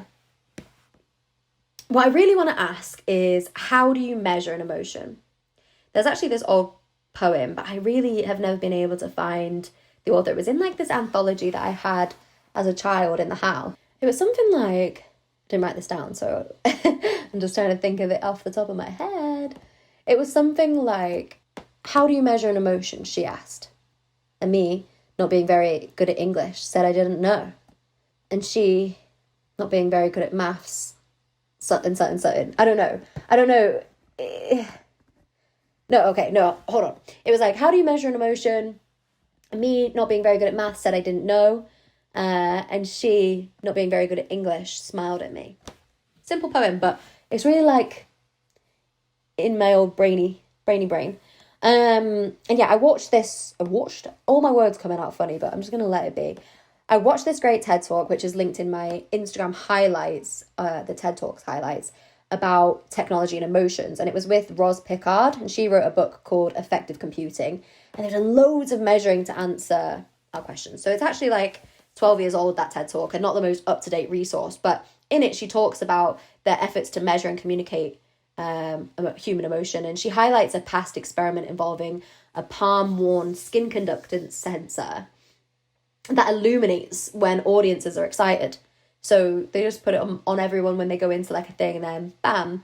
And the talk delves into the development of a wrist-worn sensor for real-life data collection, which is obviously now we know as Fitbit or Whoop or whatever, and especially focusing on its application to individuals on the autism spectrum, which is cool, and helping non-verbal humans to express themselves and get the help that they need. Because it's sometimes very difficult when someone's non-verbal to exactly know what they need, and this is supposed to sort of help basically with that. Like, oh, this person's feeling overwhelmed right now, which I think is obvious in some situations, but not for everyone. So it can make a difference in people's lives. And the device aids in understanding and preventing meltdowns by detecting increasing stress and frustration. So the speaker, Roz Pickard, also introduces facial expression recognition technology, emphasizing its role in improving interactions in communication. And she addresses the complexity of the interpreting nonverbal cues and discussing ongoing projects to gather examples of natural facial expressions online. And some very cool research and some very helpful applications, especially for people with autism, which I probably have too. So it's cool. It's cool. It's worth checking out. Do I look Y2K or what? Strike a pose. Don't know what the fuck I'm doing. I've been doing this for quite a while now. The first time I sat down, it didn't record for like half an hour. And then the second time I sat down, it did record, but I'm now having all these problems. And then the third time, here we are. So obviously, like, I'm not letting it not get done today. So we're here. Anyway, yeah, there's a big connection between emotions and expression, including facial expressions, body language, and even verbal communication. And I used to think I was one of those people that was hiding my face better, but I'm definitely not. I feel like as I've become an older adult, I've realised that, like, I actually am quite, like... Do you know what I mean? Like, anyway, yeah. People express differently, and, yeah. I actually saw a quote that said something like, autistic women have been referred to as empaths and emotional sponges because they feel things deeply and pick up on the emotions of others on an effective level. But difficulty sorting and processing multiple emotions intensifies distress and creates an additional layer of emotional anguish. So we'll see. Definitely need to get my thing done, but do I want to spend £1,000 getting someone to test me on something I already kind of feel like is the case? Not right now. It's not really like high on my priority list for anything, because you don't really get anything from it either. So it's just like, if I know I have these problems, I can use the tools that people usually use to deal with these problems, and then that's all that's going to happen anyway. Do you know what I mean? And, you know, also there's a thing with empathy of, you know, empathy versus reading microfacial movements. But I think that there's definitely a combination of both. Like, obviously trauma can make you more hyper aware of how someone's feeling, and you can notice tiny changes in facial expression, which I've got very good at, obviously. But there's also difficulties that I find. Like, I always feel like I get faces confused. Like, I thought it was just a trauma thing, but it seems like some of it is neurodivergence based in, like, other illnesses or whatever you want to call them. Like, I often read a confused face as an angry face. Like, I find it so difficult to distinguish between someone being confused and someone's face being angry, which could be more the autistic trait. But I also then tell myself the story that it's because they're angry with me and that I need to fix it quick, which is where the trauma trait comes in. But yeah, like, I definitely feel like the whole ADHD thing, or autism and ADHD thing, yeah, it's something I'm looking forward to kind of getting tested on and sorting out at some point soon. Yeah, I think self-diagnosis is totally valid, but I also think I would like to just not have it be self-diagnosed so that I can feel like I can actually talk about it in a way that feels like, yeah, no, I definitely, you know, it's like as I'm speaking about it, I'm like, oh, people are going to say, how do you know you've got it? But like, I do know. I'm a nerd. I literally have spent like months reading about these things. Both my sister and my dad are diagnosed with ADHD, but both know that there's a good chance that they've also got autism. My grandma was definitely autistic. My sister's got a disability on the autism spectrum. So we're all there, you know. But yeah, obviously I feel uncomfortable with other people's emotions and that tension in my chest where I feel like I need to fix the problem, like I mentioned earlier. But I also feel like that could be part of like an autism thing as well as a trauma thing. And it's hard to keep boundaries when you are a fixer. And yeah, it happens both ways as well with mixing up emotions, like externally and internally, because of the shared physical traits of certain emotions, like such as anxiety and excitement, like anxiety. I mix up the confused and angry faces, but I also confuse the anxiety and excitement. And I think with the angry and confused thing, it's because the eyebrows are similar and discontent is like obvious. So emotions can be contradictory anyway. Anyway, I'm going on with myself, but there's some cool tech being worked on to help autistic people and also AI to recognize emotions better and more accurately. I watched this great TED talk on this. It was called "This is Why Emotional Artificial Intelligence Matters," and it's by Maya Pantic. It's from 4 years ago. Also, all these resources will be linked in the description, which I highly recommend you check out if you're a research baby like moi. But yeah, in the description of that TED talk, it says, "We display more than 7,000 different facial expressions every day, and we perceive all of them very intuitively. We associate to them attitudes, emotions, intentions, and moods. They are the window into our inner selves." She uses artificial intelligence and machine learning techniques to analyze human nonverbal behavior, including facial expressions, body gestures, laughter, social signals, and affective states.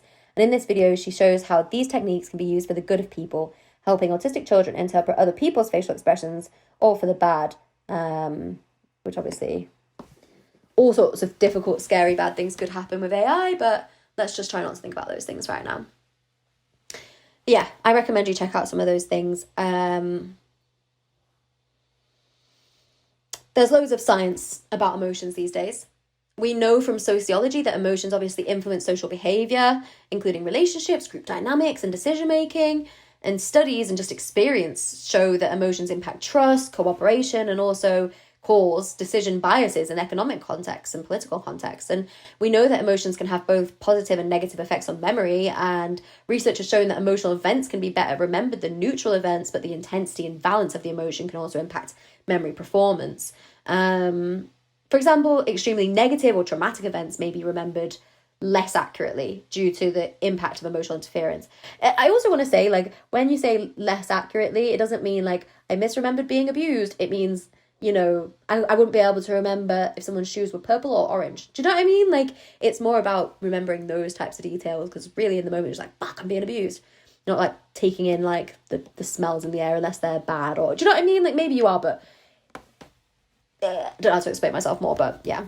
I think other research that's been done around emotions is also really interesting. Like, you know, there's positive psychology, which emphasizes positive emotions like happiness, gratitude, and compassion. And people do get annoyed by positivity, but usually those people are in the depths of negativity who think that they're neutral, or not always. Like, this makes me sound like like toxic positivity isn't good either, but the spectrum of toxic positivity and toxic negativity, and the in-between is safe and the balance is achievable. And obviously researchers explored the benefits of balancing the automatic negative emotions called ants in psychology,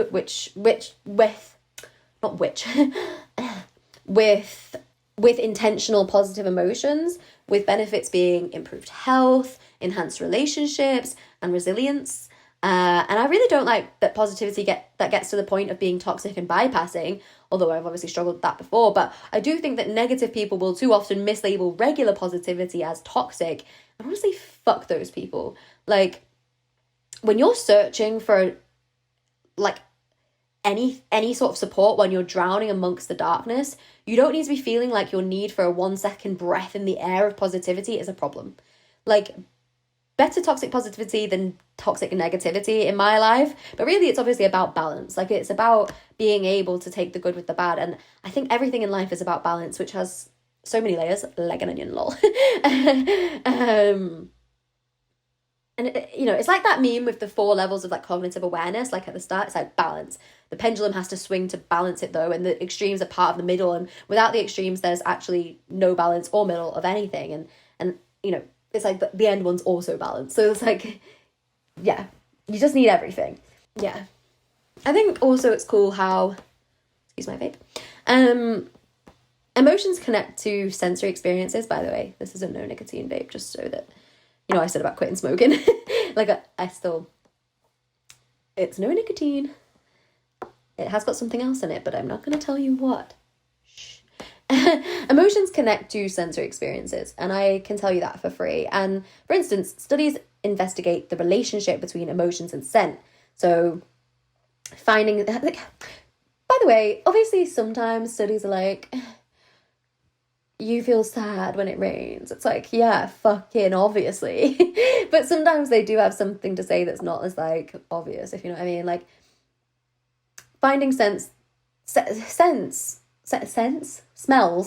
might as well just say smells evoke specific emotional responses. Like, obviously, you got memories of smells. Like, if you smell the cologne of someone that you used to date, or if you have, like, a perfume that someone in your family wears, then when you smell that again, it's like, whoa. But then there's also just, like, specific things like lavender reduces anxiety for some people and makes you calm and sleepy, except for my dog Betty, who absolutely hates it. But yeah, also the smell of peppermint increases emotional alertness. So yeah, get your peppermint at your festivals this year, kids. And on the topic of festivals, music elicits a wide range of emotional responses as well. And I feel totally vulnerable to the emotional effect that music has on me. And, like, all the ways. It can actually be quite helpful to change my emotional state, or specifically with angry music, like, to process my anger in a healthy way, get that Eminem on. Do you know what I mean? Like, sad music obviously induces melancholy and nostalgia, and then upbeat music enhances your energy and your happiness and your excitement. So, yeah, I mean, when I was younger, like, I can remember, I have one specific memory of being, like, 10. I just moved back to the UK from America, where we were living before, for 5 years, and something bad had happened, like I'd been beaten or something, and I remember being in my room afterwards and, like, crying to Mad World, do you know, like, do do do do do do do do, all around me are familiar faces, and it's fucking depressing, but I was like 10. Yeah, and I just have this memory of, like, sobbing to that song. And then there's been quite a few times in my life where I've, like, put that back on and really cried, probably for myself more than anything, like, for my 10-year-old self who was so struggling, that was like, the dreams in which I'm dying are the best I've ever had, and genuinely feeling that way. Like, what the fuck, man? Like, are you okay? Someone needs to be looking after that girl. And it's me. I'm going to look after her now. Sounds cheesy, but it's true. And then, yeah, like, as an adult, there's, like, a Kevin Abstract song that's, like, he's, like, run away but nowhere to go type of thing. And, like, yeah, some things just hit me, man. Like, they just actually hit me. But music's really powerful for me. And obviously sensory problems as well. Like, I'm quite sensorily sensitive. And they can affect your mood as well. Like, misophonia. Misophonia is characterized by a feeling of, like, rage and stress at certain kinds of noises, and basically creating a bad mood from burning you out through overstimulation. But they can also directly just do so, like, annoy you.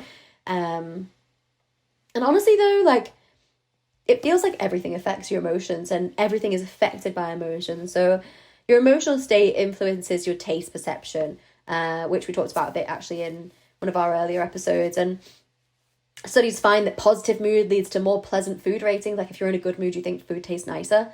Then you've got touch. Touch communicates emotions. So gentle touch conveys love and compassion, while rough touch conveys anger or aggression, unless it's in bed, and then it's just like whatever you're into. Weather impacts emotions. Sunny weather increases happiness, while rainy weather may induce sadness. And if you're a bit psychic like me and the girl in Mean Girls, then you might get a certain feeling when it's going to be heavy rain. Your posture influences your emotions. So certain bodily positions elicit specific emotional responses. So confident posture, like, body language works both ways. Like, confident posture increases your power and self-assurance. So, like, do you know the superhero pose thing? Like, she talks about it in Grey's Anatomy. It's Amelia talks about it. And you can stand in the superhero pose, and, like, it releases the feelings of, like, power and strength. And time perception is obviously influenced by emotions. Like, time flies when you're having fun, baby. While boredom or anxiety make time seem slower, and time doesn't exist in such a way really anyway, so that makes sense. And yeah, if you recall from my episode about colours also evoke emotions. Like red creates a reaction of passion or anger, while blue creates a reaction of calm. There's also even the emotional bonds between humans and pets, which have positive effects on well-being too. You know, like in Friends where Joey gets the dog temporarily and it like depresses the dog. Like it works both ways. Like, but yeah, you can benefit from having a pet around you if you're into animals. That makes it sound fucking weird, but you know what I mean. Shocking, I know, but interacting with pets for most of us reduces stress and increases happiness and even social support. So I have an episode about animal consciousness coming really soon. So yeah, keep your eyes peeled, mon petit pois. Emotions are experienced as physical sensations, so butterflies, pangs, pulls, nausea. And besides being information for us as individuals, emotions are an invitation for attention as well. The invitation for support, for connection, and that's known as a salience cue. I found out while researching this, so that's cool. But obviously, often those invitational RSVPs do get ignored and are returned to sender by those who we hoped would help us, and we have to self-soothe or self-actualize, and sometimes without resolving the emotion at all. So, yeah, prolonged emotional reactivity in the body, which is basically trauma, can make you sick and not in a good way. And your adrenal glands end up working way too hard and cortisol fills you up. And that's not the medical term, but that causes inflammation. And then there's good evidence to suggest that the majority of illnesses in general are rooted in inflammation from stress hormones. So, not so good. It's pretty important to actually process emotions as soon as it becomes safe to, basically. The same area of the brain lights up for pain, whether it's physical or emotional. Don't know why I tapped my head, because that's probably not the area, but I just was trying to be like...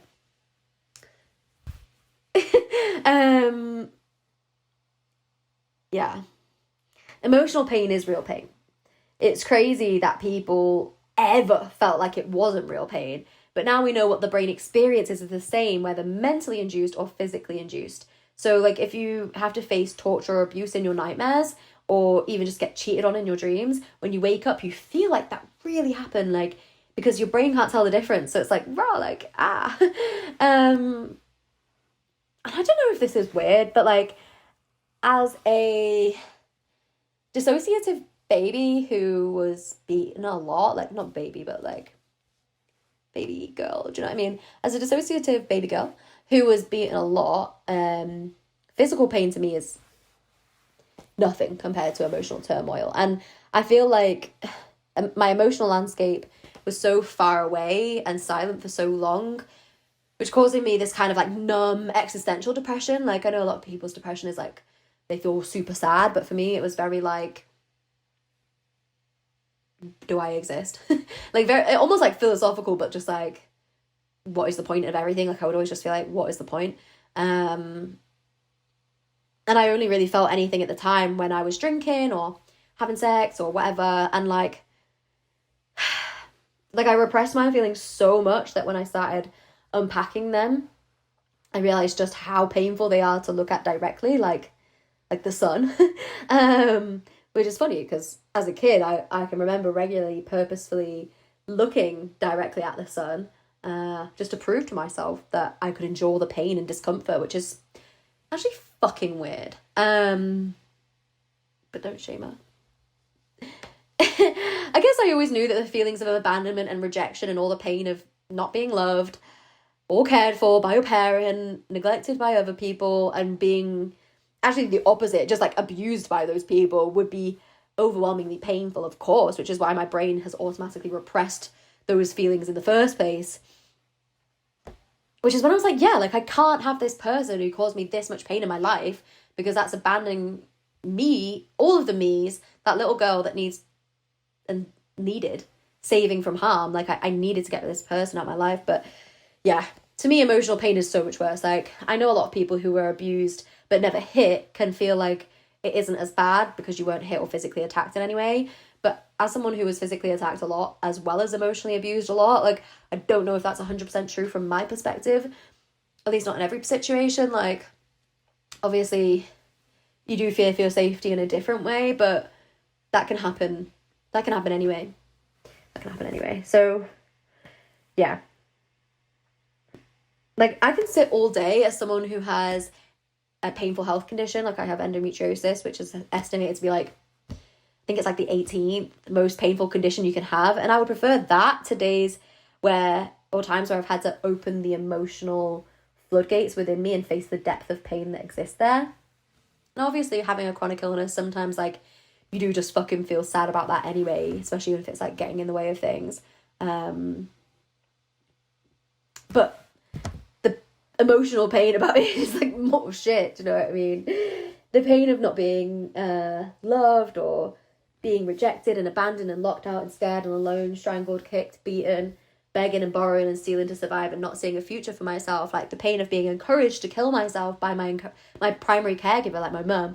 Like, fuck, man, like, of course, like, but obviously it's also dangerous because if you dissociate from your body like I do in stressful times, then you don't always realize when you're getting hurt until it's too late. And I've cried so much recently about times where I keep getting hurt, or like hurting myself, without realizing, like, I'm really affected by premenstrual clumsiness, and my ADHD symptoms make me quite clumsy already, like, and that's just extremified when I'm due on. And then my trauma makes me zone out. So in like 5 minutes of moving around the house, like, say if I'm just like kind of moving around the house doing different things, different little jobs, then whatever, like, I've got multiple injuries. Like, I'll stub my toes, trap my finger, bang my hip, smack my head, knives drop on my feet, like, dropping things, hitting things, knocking my hand as I'm going past something, like, just hurting myself a lot. Like, it upsets me though, because it's like I'm not being as careful as I want to be when I'm in my head. And then, yeah, like, I don't know, like, because I can then also touch like really hot stuff and just kind of like not feel it. So it is a benefit in some ways, but it's funny because everyone's different. Like, my poor boyfriend is super touch sensitive, and like a small tattoo on him is like the worst pain. So everyone is different, but like, emotions are so universal, but there's so many huge nuanced ranges of like incredibly subjective experiences, like physiological responses and an outward expression of emotion. It's just different. Like, I don't know, but like, emotions are not, as many people fucking think, irrational. You need to cough. You need to cough. You need to cough. Actually the most rational thing, but they can have such complexity and nuance and granularity that our perception of them can, I guess, be irrational. Like the story we tell ourselves about having emotions is rational, but irrational narcissists will intentionally use their and your third party emotions as a manipulation. They'll use yours and third party emotions as a manipulation tactic to make you appear irrational. Let me just say this again. Having emotions is rational, but irrational narcs will intentionally use their and yours and third-party emotions as a manipulation tactic to make you appear irrational by baiting you when nobody's looking and then pointing at you when everyone is. They're like, say something really mean when nobody's looking, and then they're like, Jasmine's being so weird right now. And you're like, you've just been horrible to me. But sometimes I feel like having all these feelings, but I never know how to communicate them properly. Like, I've obviously been abused, but when I talk about that, I don't tend to be like emotional and storytelling in my description. Like, I just struggle to like kind of frame it in a good way. Like, what is a good way? I don't know, but I feel like super aware of the emotions of others and the vibe, and I'm constantly trying to react to those feelings in the right way, which I'm often getting wrong. And I feel like a fake when I'm talking about, you know, being strangled, like I'm telling somebody what I had for breakfast or something. Like, there's probably more emotive language in my breakfast chat actually, but I guess this kind of plays into the perfect victim thing. Like, there isn't one. Like, it's so hard to be the way people want you to be when you're talking about things that have happened to you in that way. Like, I guess it's just feeling limited. Like, I think that's why I'm trying to understand my emotions is so important, and because it's freedom from the chains of being silenced about my feelings, if you get me. Like, I don't know. Yeah. But I'll just talk about this. Emotional granularity refers to the ability to make fine-grained distinctions in the experience of emotions in a precise and context-specific manner, which is from Barrett and Lee et al., 2001 and 2017. For example, those higher in granularity can distinguish feeling angry from other negative feelings, such as feeling fearful, exhausted, or lonely.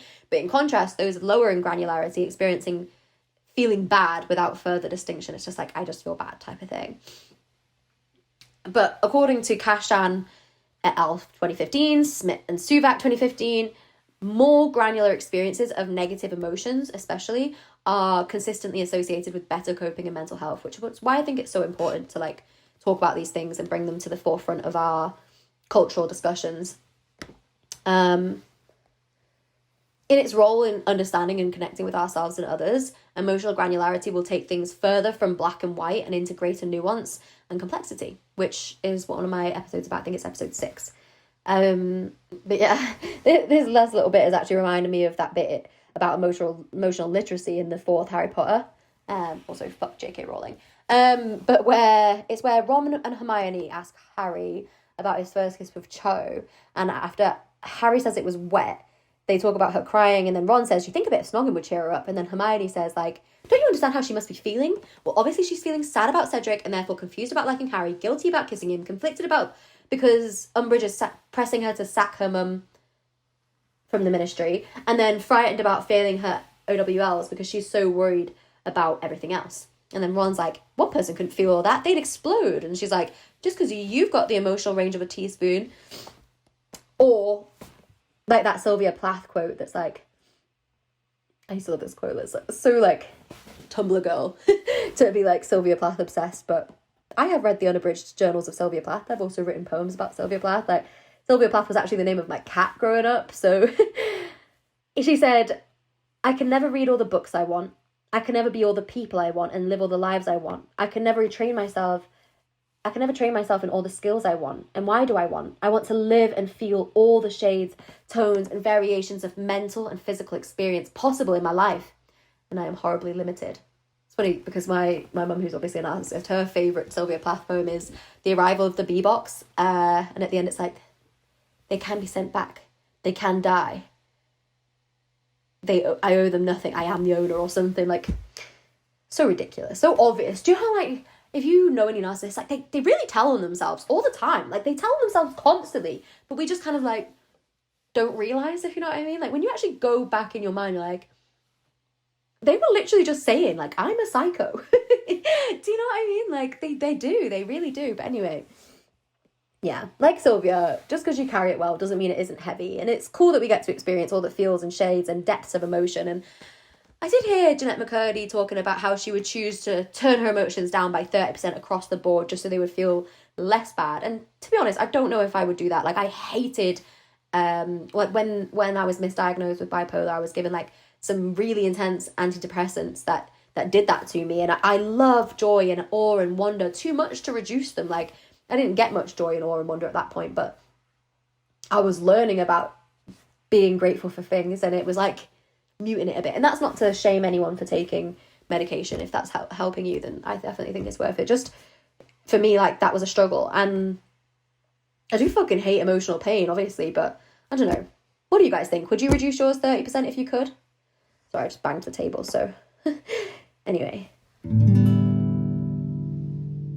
Now I want to talk about how I use my emotional landscape as a map or a guide to get out of a rut, which may not work for you, but very possibly could work for you. At the base of it all, emotions are obviously information. They're a guide to figure out what to do next, and they're little signals for you to lean on as a map. My emotional landscape has obviously been difficult terrain this year, but like they say, if you're going through hell, keep going. Or like Eminem says, I've been through hell and back, I can show you vouchers. I don't actually know what vouchers he's going on about, but where the fuck am I? Where's the vouchers I was supposed to get from hell? No, I wouldn't say it's been hell this year, to be fair. Just like intense. Like, my fellow Saturn return peeps will know. So much clarity on things and stepping into myself, but also like, what the fuck? Like, chill. Yeah, one of my worst problems is just anxiety around other people's feelings, and I obviously really panic, and I'm quite good at communicating and trying to hear and make space for other people's full emotional experiences, but I still have this personal experience of like discomfort with emotions, both in myself and others, which I think again is a cross-section of potential autism and definite trauma. And I think sometimes there's an element of finding it exhausting having to do emotional labor for others who maybe haven't developed their emotional world as much, if you know what I mean. But yeah, it happens both ways as well though. When I express my own feelings, I really panic, and it's not just about how I express, like I used to just not express them as often, but now I've got to the stage where I do express them, and then I spend ages like sort of backtracking and downplaying because my heart's racing too much, and then I have to express myself again and then talk about why that's difficult. And honestly, it's exhausting, but it is getting me somewhere. Like Baz Luhrmann says, the race is long, but it's only with yourself.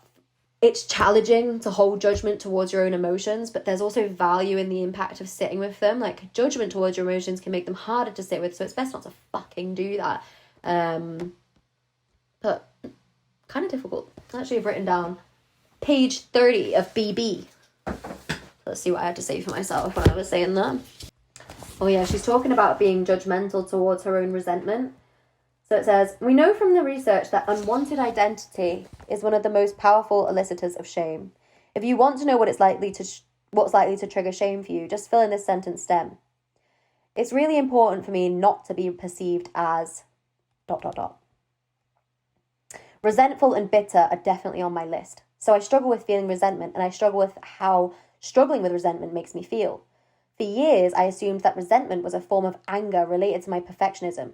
I mostly felt resentful towards people who I'm perceived to not be working or sacrificing or grinding or perfecting or advocating as hard as I was. You want to see me go into full tilt resentment, just watch someone tell me, yeah, I stopped working on it. It's not exactly perfect, but it's good enough. Or, I know it's due tomorrow, but I'm wiped out, so I'm packing it in. Or, I don't get involved in those issues. They really don't affect me. It is on. I've spent decades working on my perfectionism, and that has helped, but resentment remained an issue. Then, all of a sudden, in one sentence, my life changed. I was interviewing the emotions researcher and writer, Mark Brackett, for Unlocking Us podcast. That's the person who wrote Permission to Feel, that other book I was going on about. I don't know where it is, but... And we were chatting before the actual recording started, and out of the blue I said, before we start, I've got a personal question. Is resentment part of the anger family? And he said, without hesitation, no. Resentment is part of envy. Oh, holy shit. I'm not mad because you're resting. I'm mad because I'm so bone tired and I want to rest. But unlike you, I'm going to pretend that I don't need to.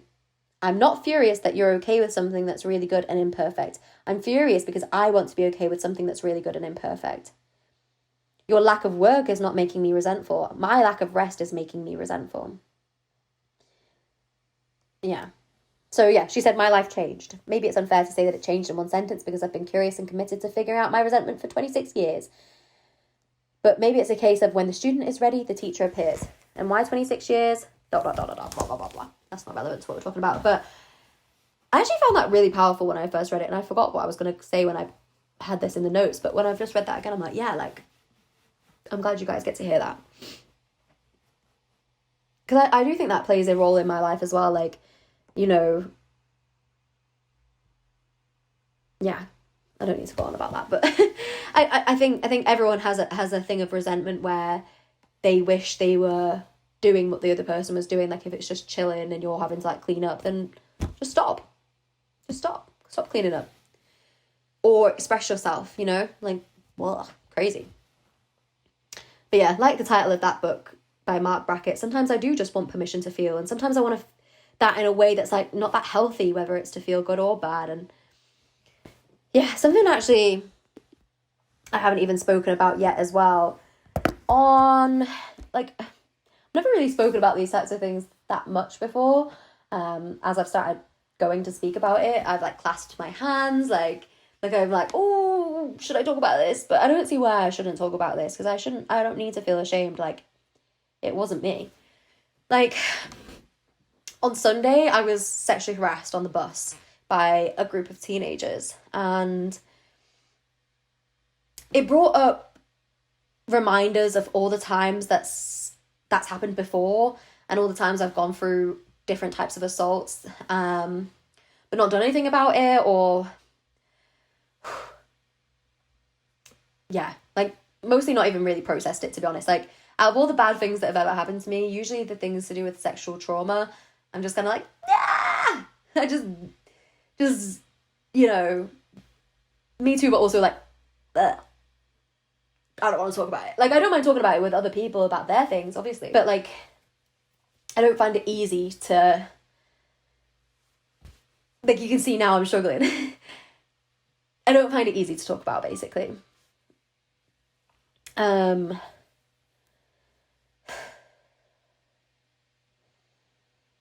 I've just pretended these types of things didn't happen a lot of times. Like, especially things that happened to me as a teenager. Bad shit.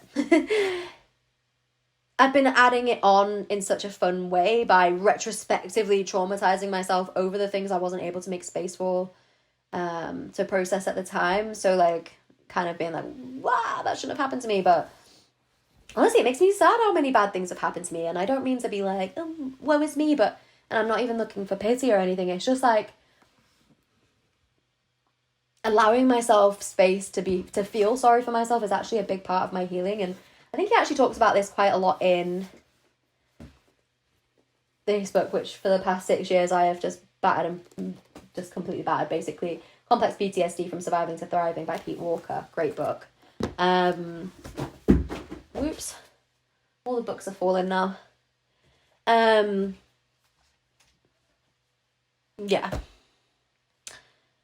He talks about it a bit in here, like, I don't know where it is, but he talks about how it's important to feel sorry for yourself. Anyway, like, if you've read this book, you probably know what I'm talking about. Can't bother trying to figure out whereabouts in the book it is, but he does talk about that being a major part of, like, turning shame into blame and disgust for how you were treated, rather than feeling this shame for about yourself. And like, I do feel like actually sorry for myself, which is funny in a way, like, yuck. But also like, okay, I need that, so I'm going to give it to myself. And that love and safety is something that I have to show up for myself, because, you know, regardless, even if it feels embarrassing, because like, otherwise I will die. And that's just shame, baby. You know, you got to work that shit out. But yeah. Navigating emotional challenges is tough, but emotional hygiene is one of my favorite concepts to make navigating easier. And that's kind of like putting the barriers up in bowling. And, you know, like I said before, like when I went to therapy, I never really cried in the chair. The most I got was like a tear in my eye. But I also, I always either like cried on my way home, or basically on and off at the rest of the day. And that was draining as fuck. And then when I started therapy, I was so worried about letting myself cry properly that I would like really edge my crying, you know, edging. Like I would let tears come to the surface just a touch, and then I would make them go back down. So no wonder I felt like shit, because crying releases stress hormone, so better let it out, babe. But yeah, like I was terrified about opening the proverbial floodgates. I genuinely thought I would never stop crying, but obviously it didn't happen like that. That's unrealistic. And I did feel like 0.01% better every time I cried to begin with, and I would say probably more so now. Back then it was less, but, or maybe it's the other way around, but I don't know. But I used to mainly let myself cry only when I was angry. Like I know a lot of people cry when they're angry or frustrated, because it would just come over me when I tried to express that I was dissatisfied, probably because I was being trained as a child that I'd be endangered if I was, or abandoned if I expressed anger. But when you're emerging from that, it's like you still have this voice coming out who wants to stand up for yourself, but still the core beliefs that you're going to be punished if you do, which is hardship to work through and unwire from those neural pathways. Like, but it's important, do you know what I mean? Because like, you're not going to be punished if you do, especially as an adult who's, you know, no contact with your abuser and stuff like I am. So yeah, like even if someone does try and punish you, they're wrong and you're safe now. Do you know what I mean? I am anyway, not everyone, but I am. Yeah, there's not that many people I've cried in front of, to be honest. Like I would cry at a film in front of people, like no problem. But crying about like my own feelings to people, not so much. Like I'm usually like a cry by yourself kind of person, which I'm not proud of. It's just that's the situation. Like I think it's actually important to cry in front of other people. Like not crying in front of people because of shame is a disservice to friendship and to connection. But it's actually so hard to express yourself when you've been raised by an emotionally immature parent or emotionally immature people, like so many of us were, because you're taught that expression is bad. Like it's like you have to undo all this shit. You have to unlearn so many things. But thank fuck for Brene Brown, by the way, for all of her shame studies and vulnerability TED and subsequent books and all of that. Like, yeah.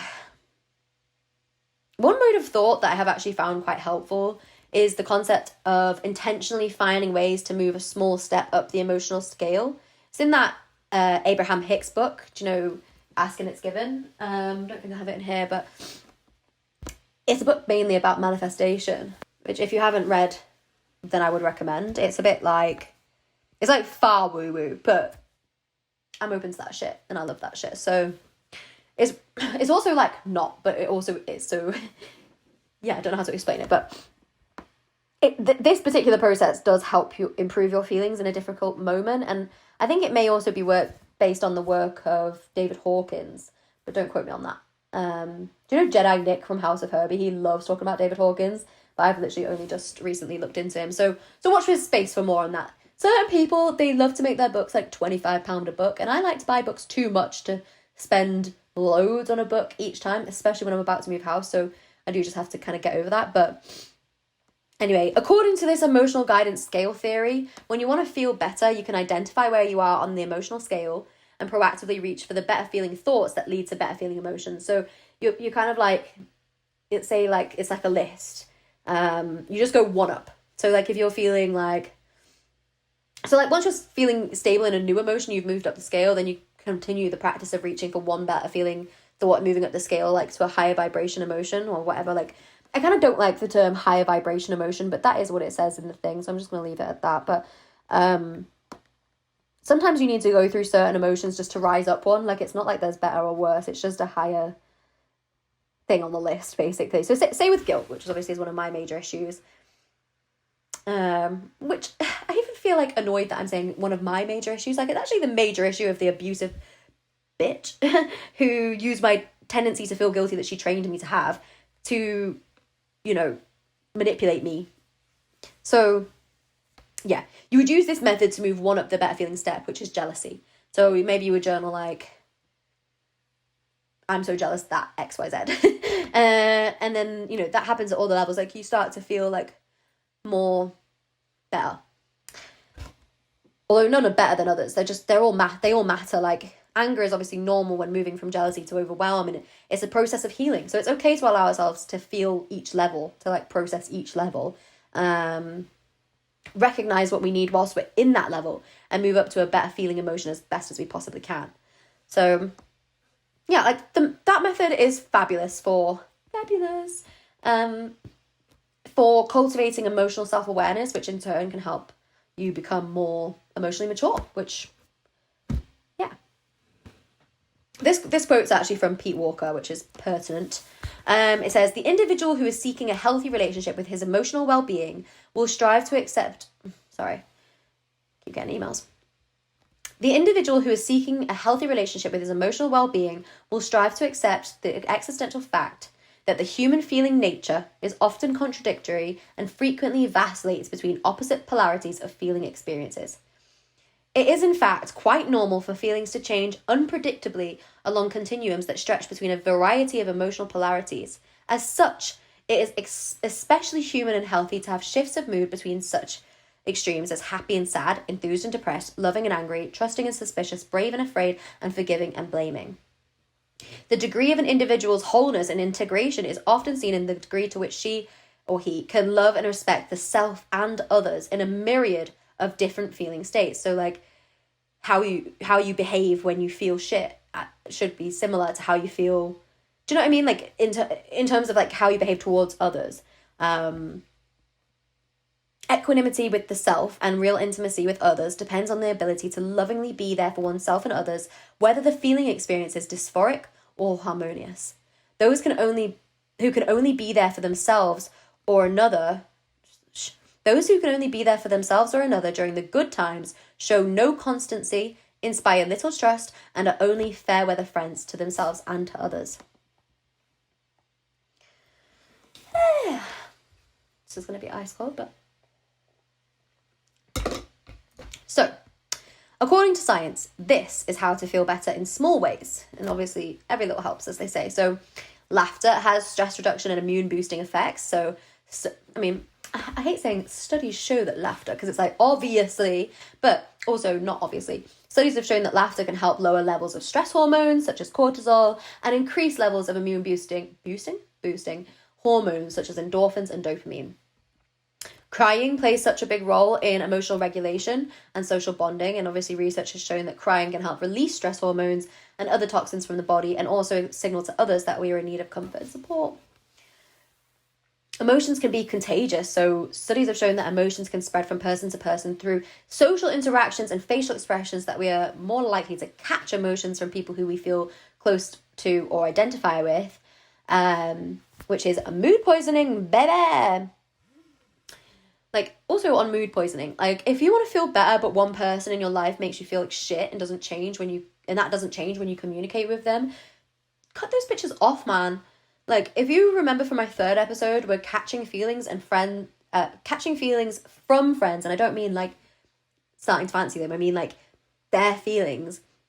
We're catching from them, and we're catching it not just from our friends, but from friends of friends of friends of friends of friends. It's like 8 times, so 8 removed people from you, which are all people different you don't know a lot of the time, which is crazy. And it goes to show how important it is, like, who you let into your life and what kind of community you foster with those that you know. And it will make a difference to how long you literally live, because happier people live longer. So it is just crazy. Like we also know, obviously, how I was mentioning earlier, that music affects mood and how all different senses affect mood. So a good way to feel like 1% better or whatever is to put on good music, get some lovely smells going, get a blanket. Well, I like blankets. I love a fucking blanket. Because our surroundings do affect our emotions. So even if it's just a little bit, like, if you're trying to find a better feeling emotion, adding as much goodness to the area where you're sat, and like the lighting, and even just like not having a bright light over you and stuff like that, can make such a difference. And obviously loads of research suggests that our emotional states can be influenced by our environment. So colours, lighting, temperature, all that environmental factors can elicit specific emotional responses. And why not embrace that?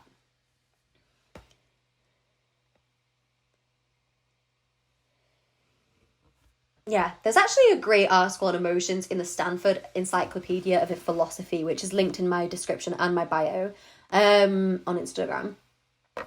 Description of this episode and my bio on Instagram. So if you check that out, then you'll be able to see, which explores the multifaceted nature of emotions. And it delves into 3 main traditions of studying emotions as feelings. So feelings, evaluations, and motivations. And the early feeling tradition, so like what people were saying about feelings a while ago, viewed emotions primarily as just feelings, while the evaluative tradition introduces emotions as judgments. And then the article navigates through appraisal theories, the hybrid evaluative feeling tradition, and the motivational tradition, which examines various perspectives such as basic emotion theory and psychological constructionism. But it also explores recent philosophical views on emotions as attitudes, motive states, and inactions. And the discussion extends to the relationship between rationality and emotions as well, addressing cognitive and strategic rationality, and concludes with the summarizing remarks on the intricate interplay between emotions and the philosophical frameworks that he explores in the thing. It's like a big article. And I honestly had loads more about it in my notes originally, but this is literally like quite a long episode right now, and I want to make sure that I'm not just going on with myself for no reason whatsoever. So yeah, some of the various philosophical perspectives that he sheds lights on in the intricate discussion of relationships between emotions and ethics are Aristotle's virtue ethics, emotivism, affective intuitionism, consequential frameworks, narrative ethics, and ethics of care, bish bash bosh. You know, like, say for example, Aristotle's virtue ethics underscores the cultivation of virtuous emotional responses, focusing on expressing compassion and courage and temperance in ethically appropriate ways. And there's loads to this, but you know what, I'm actually going to do an Instagram post on some of the stuff I learned there, because I think that's going to be the best way to communicate that with you guys without it being boring. Yeah, so the exploration of these insights into emotion theory and the resolution of the disagreements around them, because there's a lot of different people saying different things. It is a thriving interdisciplinary project in contemporary philosophy. So for theorists and effective scientists who are going to just continue to engage in it for years to come and put their distinctive theoretical skills at the service of projects of common interest in finding out more about emotion. But yeah, if you just want like a future video based on the philosophy emotions, then the philosophy of emotions, I mean, then I will deliver that. So just let me know what you're wanting. But you can go and read that article as well, if that's interesting to you. So now the most exciting part of this episode is talking about the role of emotions in psychic ability and accounts of psi phenomena. Now, you know how I love this shit. What I want to ask is, what do our emotions reveal about the nature of consciousness and reality? All psychic abilities, regardless of their nature, are deeply rooted in our emotional state. Like, so can they be a source of knowledge and insight in philosophy? So can they be a source of knowledge and insight in philosophical inquiry? Like, being psychic is not solely about predicting the future or reading minds. It's about harnessing the power of emotions as a gateway into higher levels of perception. Like, if I embrace my emotions, I feel like I'll be able to delve into their depths way more and then watch as my psychic abilities unfold more so in front of me. So if you find yourself disconnected from your emotions, it could be hindering the development of your psychic abilities. Fear of feeling pain or heartbreak or other intense emotions can create a blockage that prevents your psychic gifts from flourishing. Yeah. So the way I see it, emotions are the vivid brushstrokes on the canvas of our existence, each hue representing a different facet of our inner world. And beyond mere chemical reactions, it seems like they're windows into a deeper reality. Information, a map to a wild landscape, fundamentals to the nature of reality itself. And emotions are vibrational. They're resonating at different frequencies, and in that, shaping the very fabric of our universe. In this view, our emotions are not just individual experiences, they're threads that weave our cosmic tapestry. Like, yeah. That thing about Abraham Hicks's book, like, they are talking about the vibrations of emotions, and everything has vibrations, as we know. And yeah, our emotional states influence the reality that we perceive.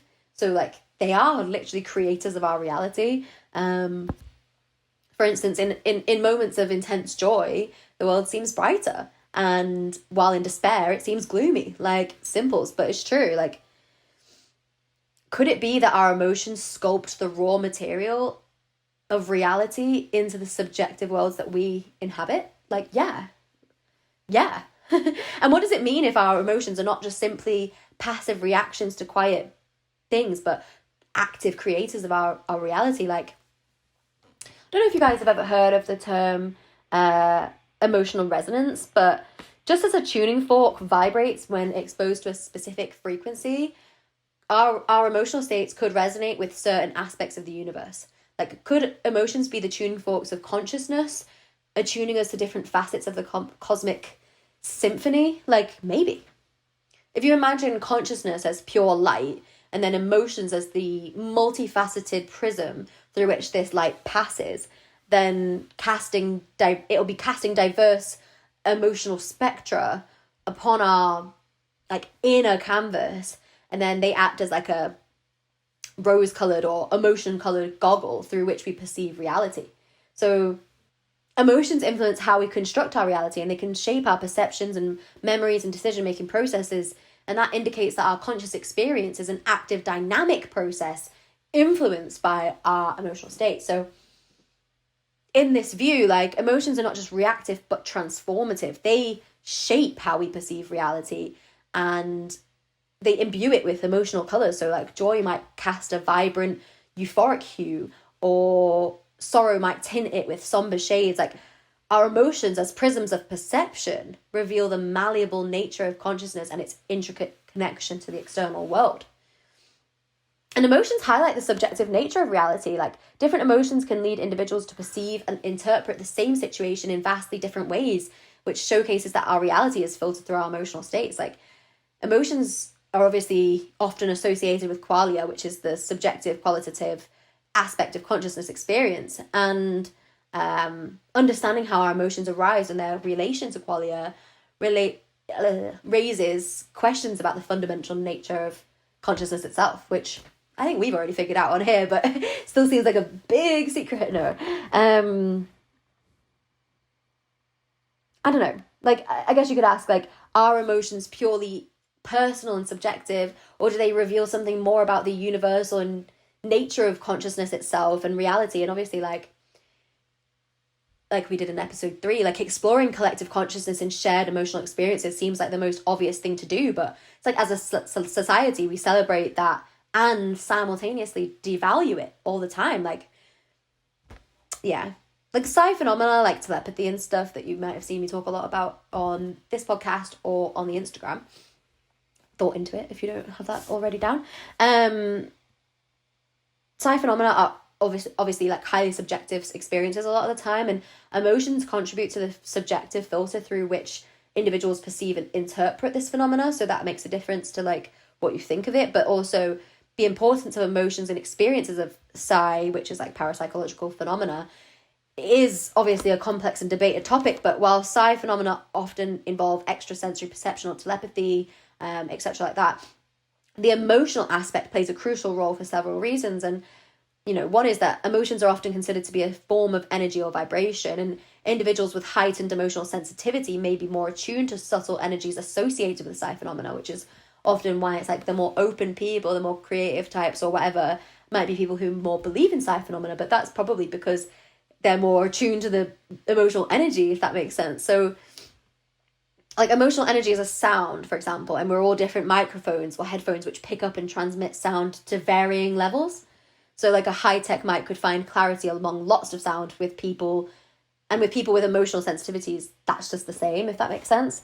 So yeah, emotional states could act as a conduit for accessing or channeling psi abilities, allowing individuals to tap into information beyond normal sensory perception, like normal sensory perception in little quote marks. And obviously emotions are closely tied to intuition. Like, you get stronger gut feelings about things that like are emotionally important to you, or like, about people that you feel emotionally connected to. Obviously, if you didn't know what intuition is, it's a form of knowledge or insight that goes beyond conscious reasoning. But psi experiences often involve intuitive insights or gut feelings that may be influenced by your own emotional states as well. And it's interesting that emotional receptivity can enhance an individual's ability to receive or interpret psi information, as emotions are integral to the intuitive process. Like, there's no intuition without emotions, I don't think. There's no psychic ability without emotional connection. And I think, like, yo, that's cool, man. That's fucking cool. So, the more we develop our, like, emotional, like, language, I think the better our psychic ability and evolution in the psychic area will sort of grow, which is cool to me. Yeah, and like psi experiences might involve, symbols, images, or information transmitted outside of conventional sensory channels, but emotions can serve as a resonant medium for interpreting those symbols, especially if you're more like clairsentient. So, you're somebody who feels, like gets messages through feeling, which I think I do have a bit of that, like, which is kind of why I've always thought, like, I'm good with emotions, but I'm definitely fucking not as good with them as I thought I was. But yeah, individuals experiencing like psi phenomena may find that their emotional responses provide a rich layer of meaning to the symbols or information that they receive. So it's like, if you like, I've written about this some bit further down, but like, for example, like if you always have dreams of a certain thing, let's say it's like a blue elephant, but then a blue elephant to you is a toy that your dad gave you before he went away for the rest of his life or whatever, then that blue elephant could represent something there, rather than like, because you're emotional tied to that thing, if that makes sense. Or it might not, but just that's kind of like an element to it, I think. In cases of psychokinesis, where mental intention can usually like influence physical objects, then there's, Matilda ting, then there's some evidence to suggest that emotional energy might play a role in exerting this influence. So like, if you were trying to like do psychokinesis yourself, which isn't one of the things that I've been able to do much of. But like, I don't know, like, you know, when you watch a flame and maybe you can make it move. I don't know, but like, or like, oh, maybe I have light, but usually it's like something light that you can blow over with your mind type of thing. Like, I don't know. Anyway, the emotional energy that you direct towards the situation is like, you know, quite a good indicator of how strong the thing will happen, which is why, like, you know, like in Sabrina the Teenage Witch, when like if she gets into a bad mood in the first few seasons, then like she just accidentally like does naughty things, like she'll like turn Libby into a goat or whatever. I think like those types of things show that like if those things were to be a thing, which I think they are, and I think so many people around the world would agree, then emotions definitely play a part in how controlled they are, or something, like how strong they are, but also like, can you control them? Can you keep them under wraps? Can you make it so that they're focused and intentional, which is interesting. And I definitely think your emotional state, which is why we were talking about Abraham Hicks before, acts as a catalyst for the manifestation of psi phenomena as well, which is like aligning your individual intention with like a powerful energetic force. Like, you have to recreate the feeling and match the vibration of the feeling you would have if you feel like you got exactly what you wanted. So like when I really wanted to be a published author, also that's my book just there. Which way do I reckon? No. So that's my book. I've got another one as well. Just there. You can't see it. But my 2 books, like when I first wanted to be a published author, like I would try and recreate when I'm manifesting, like doing scripting that I've talked about before, try and recreate the feeling that I would have, like the pure joy I would have if I got the opportunity. And I did get the opportunity. I got written to by a publishing person and blah, blah, blah, blah, blah. The rest is history. So yeah, emotions are important in all the psi stuff. Like emotional states might shape the overall narrative of a psi experience as well. Like obviously it will influence how an individual remembers and recounts and integrates the experience into their personal worldview. So like for me, there were so many things that happened to me as a child that seemed kind of magical in my mind at the time, which I now think is magical, but also science, that I have sort of told myself couldn't possibly be true, if that makes sense. Like for a few years, I was very like, nah. But that's my emotions about it. Shame, judgment, like, you know, fear of being different, like all those different things were impacting the truth of what actually happened. And basically I was gaslighting myself, like, don't do that. Do you know what I mean? And I do think that they do play a role in enhancing psi connectivity. Like strong emotional bonds or resonances between individuals could potentially facilitate telepathic experiences. Like emotions might act as a form of energy or information transfer in the context of psi phenomena, which influences the strength and clarity of those experiences as well. Like I definitely think, you know, like when I was talking, I think it was in my earlier episodes, like maybe 1 or 2, about twins and how twins tend to have like strong like telepathy with each other. If something happens to one, something happens to the other in their mind, like they know, oh, the other one's hurt right now or whatever. And I do think that comes from emotional connectivity. Like it's interesting.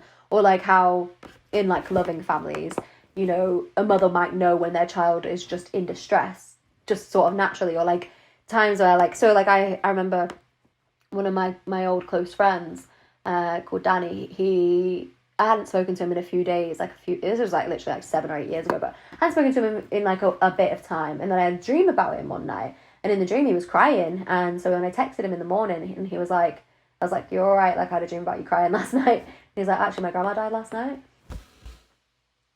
Bro. But like that was him crying in the dreams, that's emotional. And then also me having an emotional connection to my friend, you know what I mean? So like I do think like maybe it still happens. Like obviously you have dreams about people all the time, and maybe those people are real, but they're just people you don't know, or maybe they're people you're going to know in the future. Like, so you might be having even more than you even realize, but even just the ones that you do have that you do recognize as that is crazy. Like it's actually mad. Yeah, obviously emotions are intricately linked with physiological responses. So, you know, psi experiences may have psychophysiological correlates as well. So emotions could influence these responses, and studying emotional states during psi experiments might reveal patterns or associations that contribute to a better understanding of the underlying mechanisms. Like, I did share a thing absolutely ages ago now, not share, but like I put together a post absolutely ages ago now where I'm talking about how it was from one of Dean Radin's books and experiments that they did, where essentially, like, how do I explain this? When attached to like skin conductance things, the reactions between how women reacted when shown like violent imagery and how men reacted when shown like sexual imagery, there was something interesting about it basically anyway, but it's like your emotional response to something is also, I don't really like to judge things like men and women as different, because I also think there's a lot of people that ain't men and women. It's like not a great way of categorizing everyone, but you know, whatever. I think it's important to study emotional states during psi experiments so that we can see wagwan basically. And you know, emotions often accompany events that hold personal significance. Like,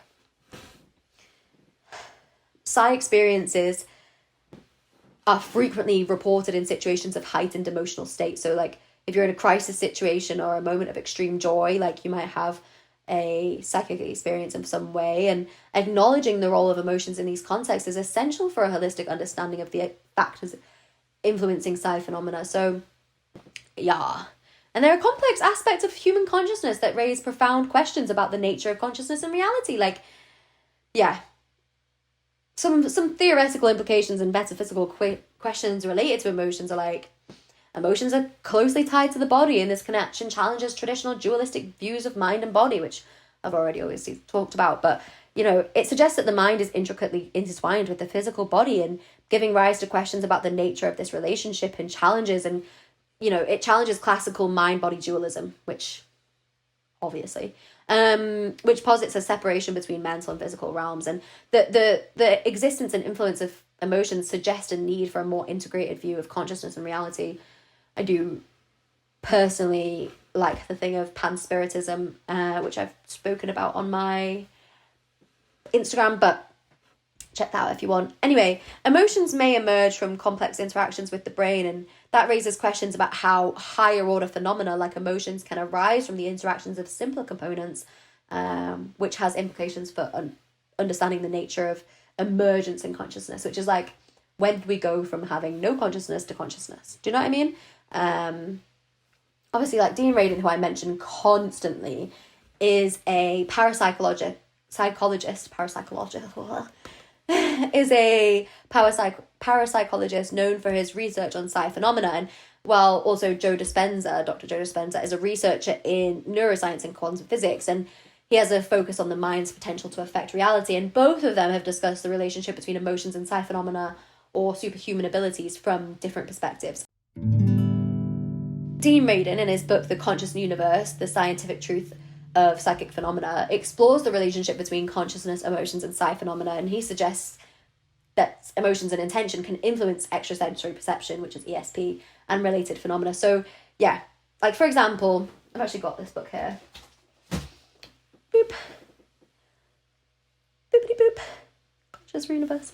For example, he presents studies where participants' emotional states, such as focused intention or a calm and meditative state, seem to correlate with improved results in experiments related to telepathy and precognition as well. And then Joe Dispenza, in his books like Becoming Supernatural, How Common People Are Doing the Uncommon, delves into the potential of the mind to influence reality through specific and mental and emotional states. And he combines neuroscience, quantum physics, and spirituality to suggest that emotions play a crucial role in manifesting desired outcomes. Sorry, outfits. Not outfits. Yeah, I need to feel good to manifest my outfit. No.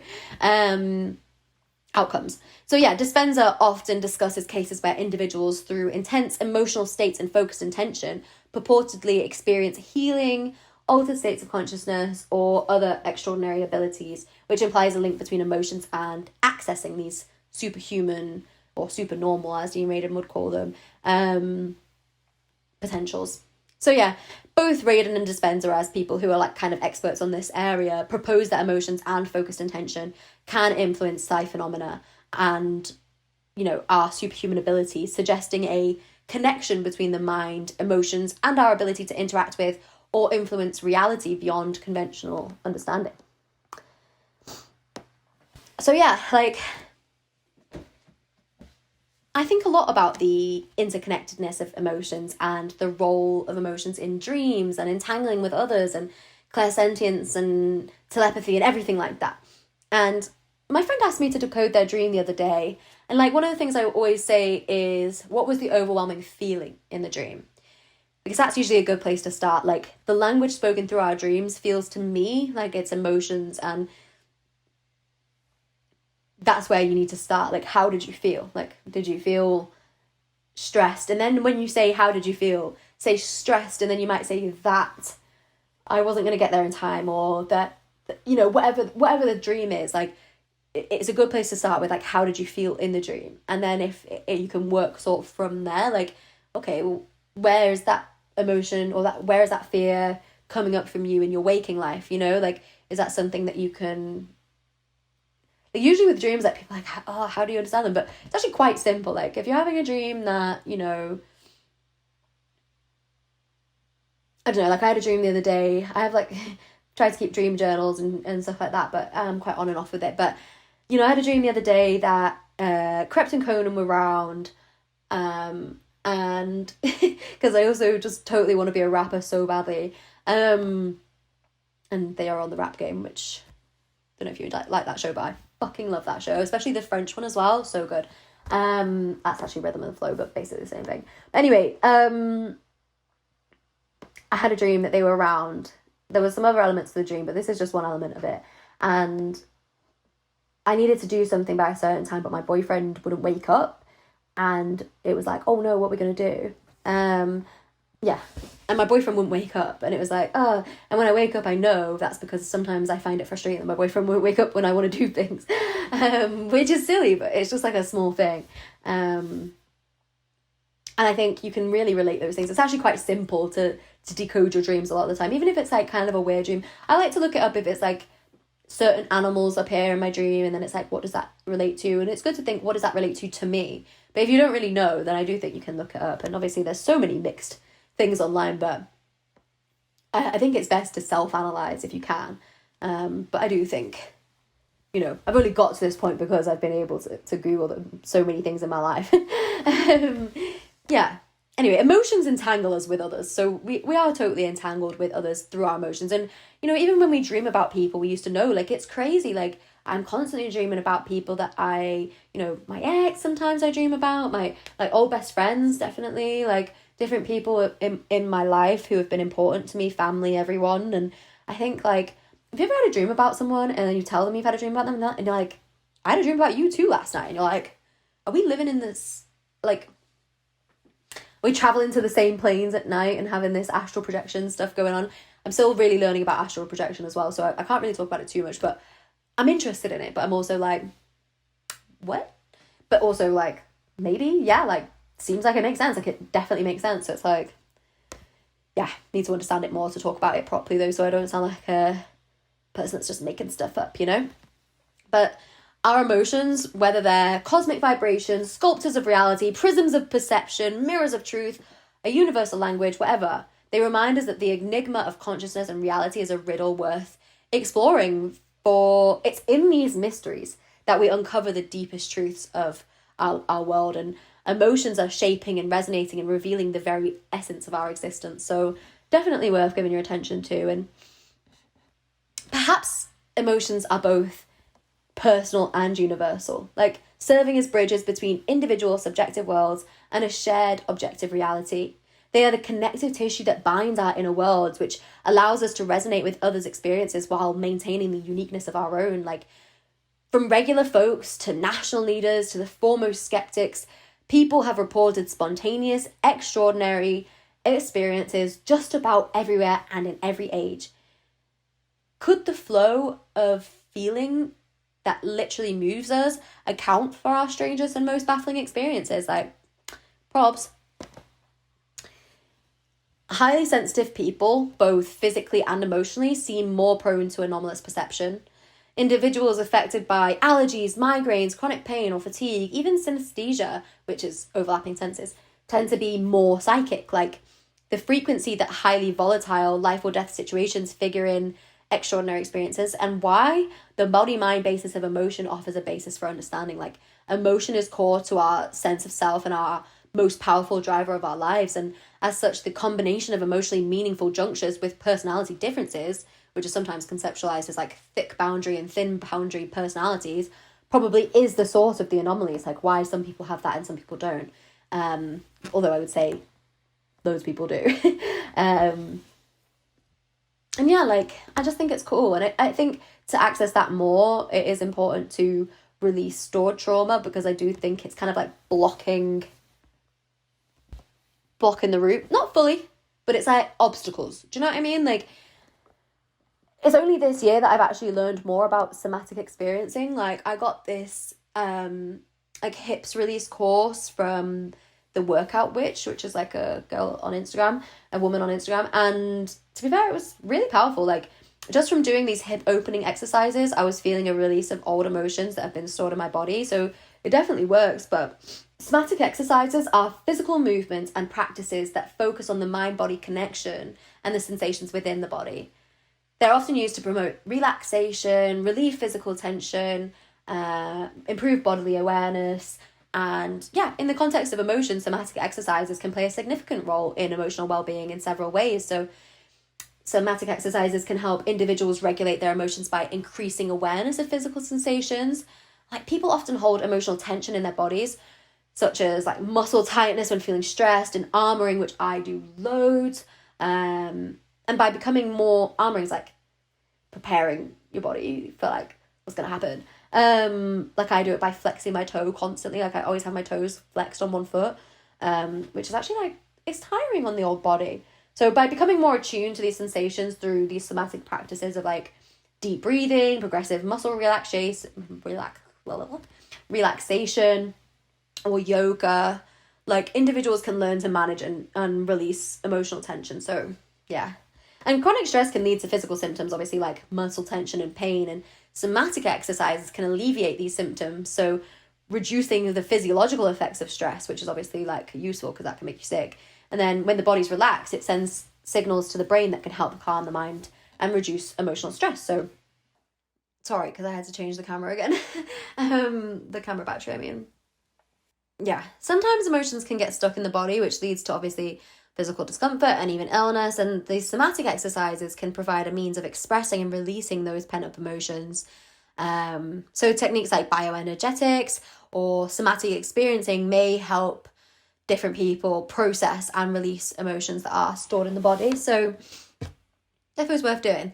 And somatic exercises also encourage people to develop a deeper understanding of the connection between their physical sensations and emotional experiences, which obviously helps you interocept better. And by tuning into bodily sensations and exploring how they change with different emotions, people can gain insight into their emotional patterns and triggers, which is obviously life-changing.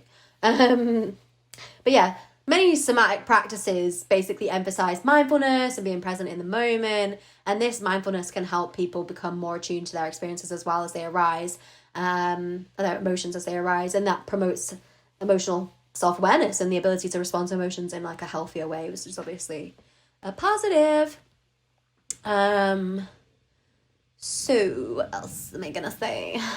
Somatic exercises offer this holistic approach, essentially. They often use in trauma therapy and trauma recovery, and that trauma can obviously be stored in the body, and somatic approaches like this are aiming to release and heal these physical manifestations of the trauma, thereby and promoting emotional well-being, which is cool.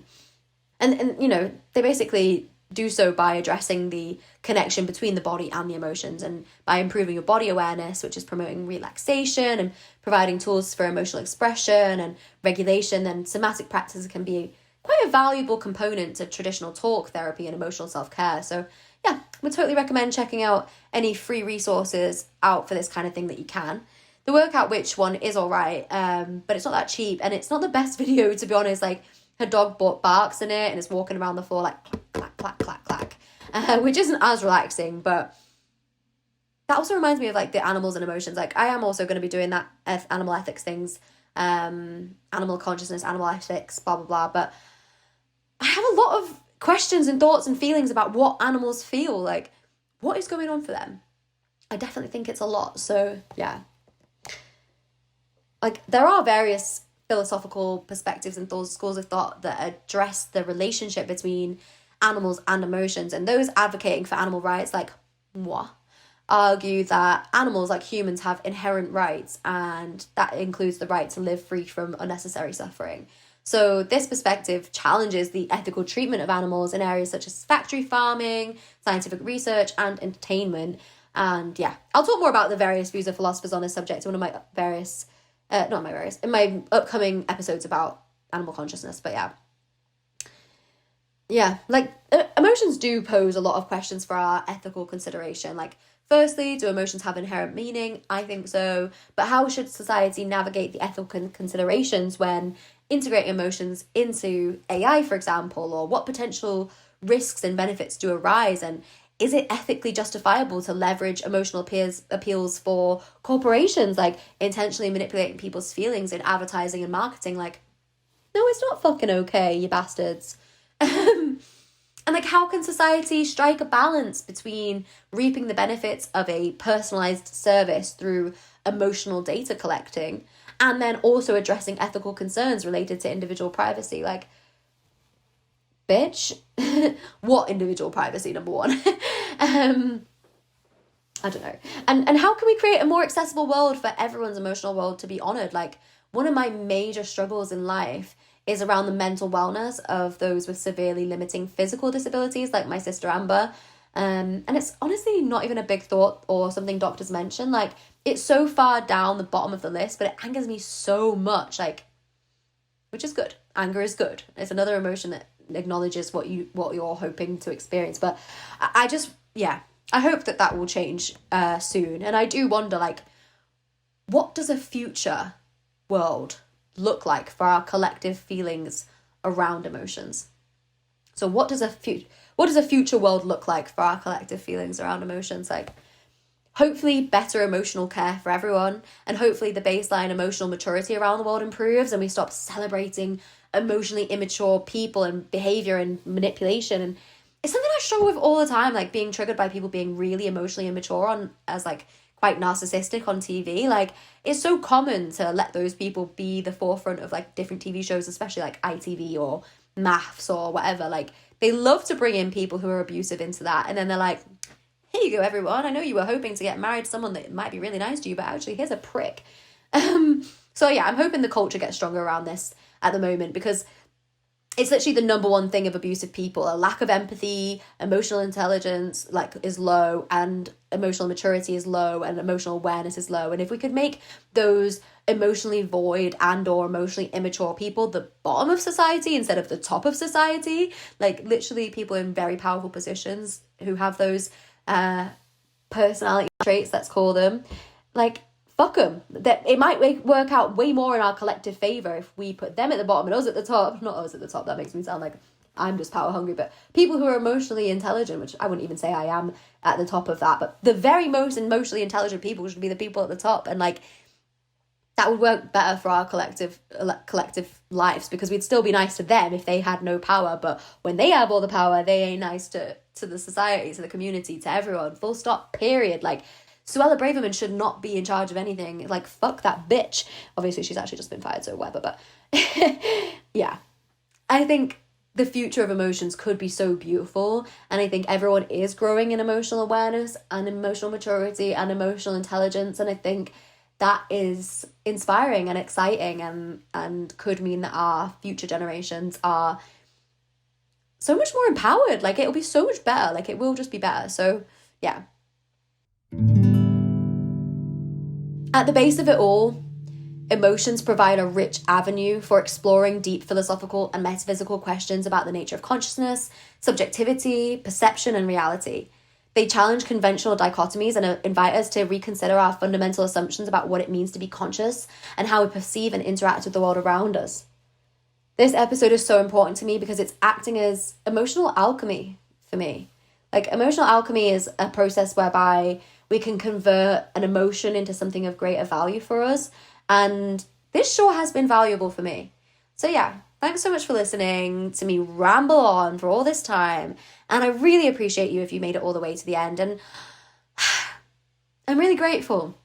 I've had a few people message me saying that they really like the post, and I actually just love those people. So shout out to all those people. And yeah, it's cool to just talk to you guys and to feel heard and seen and understood, and yeah, I don't know. I hope you've been inspired to start creating the map of your emotions to navigate, or whatever your emotional landscape, and that in doing so you find a strengthened sense of psychic ability and magic.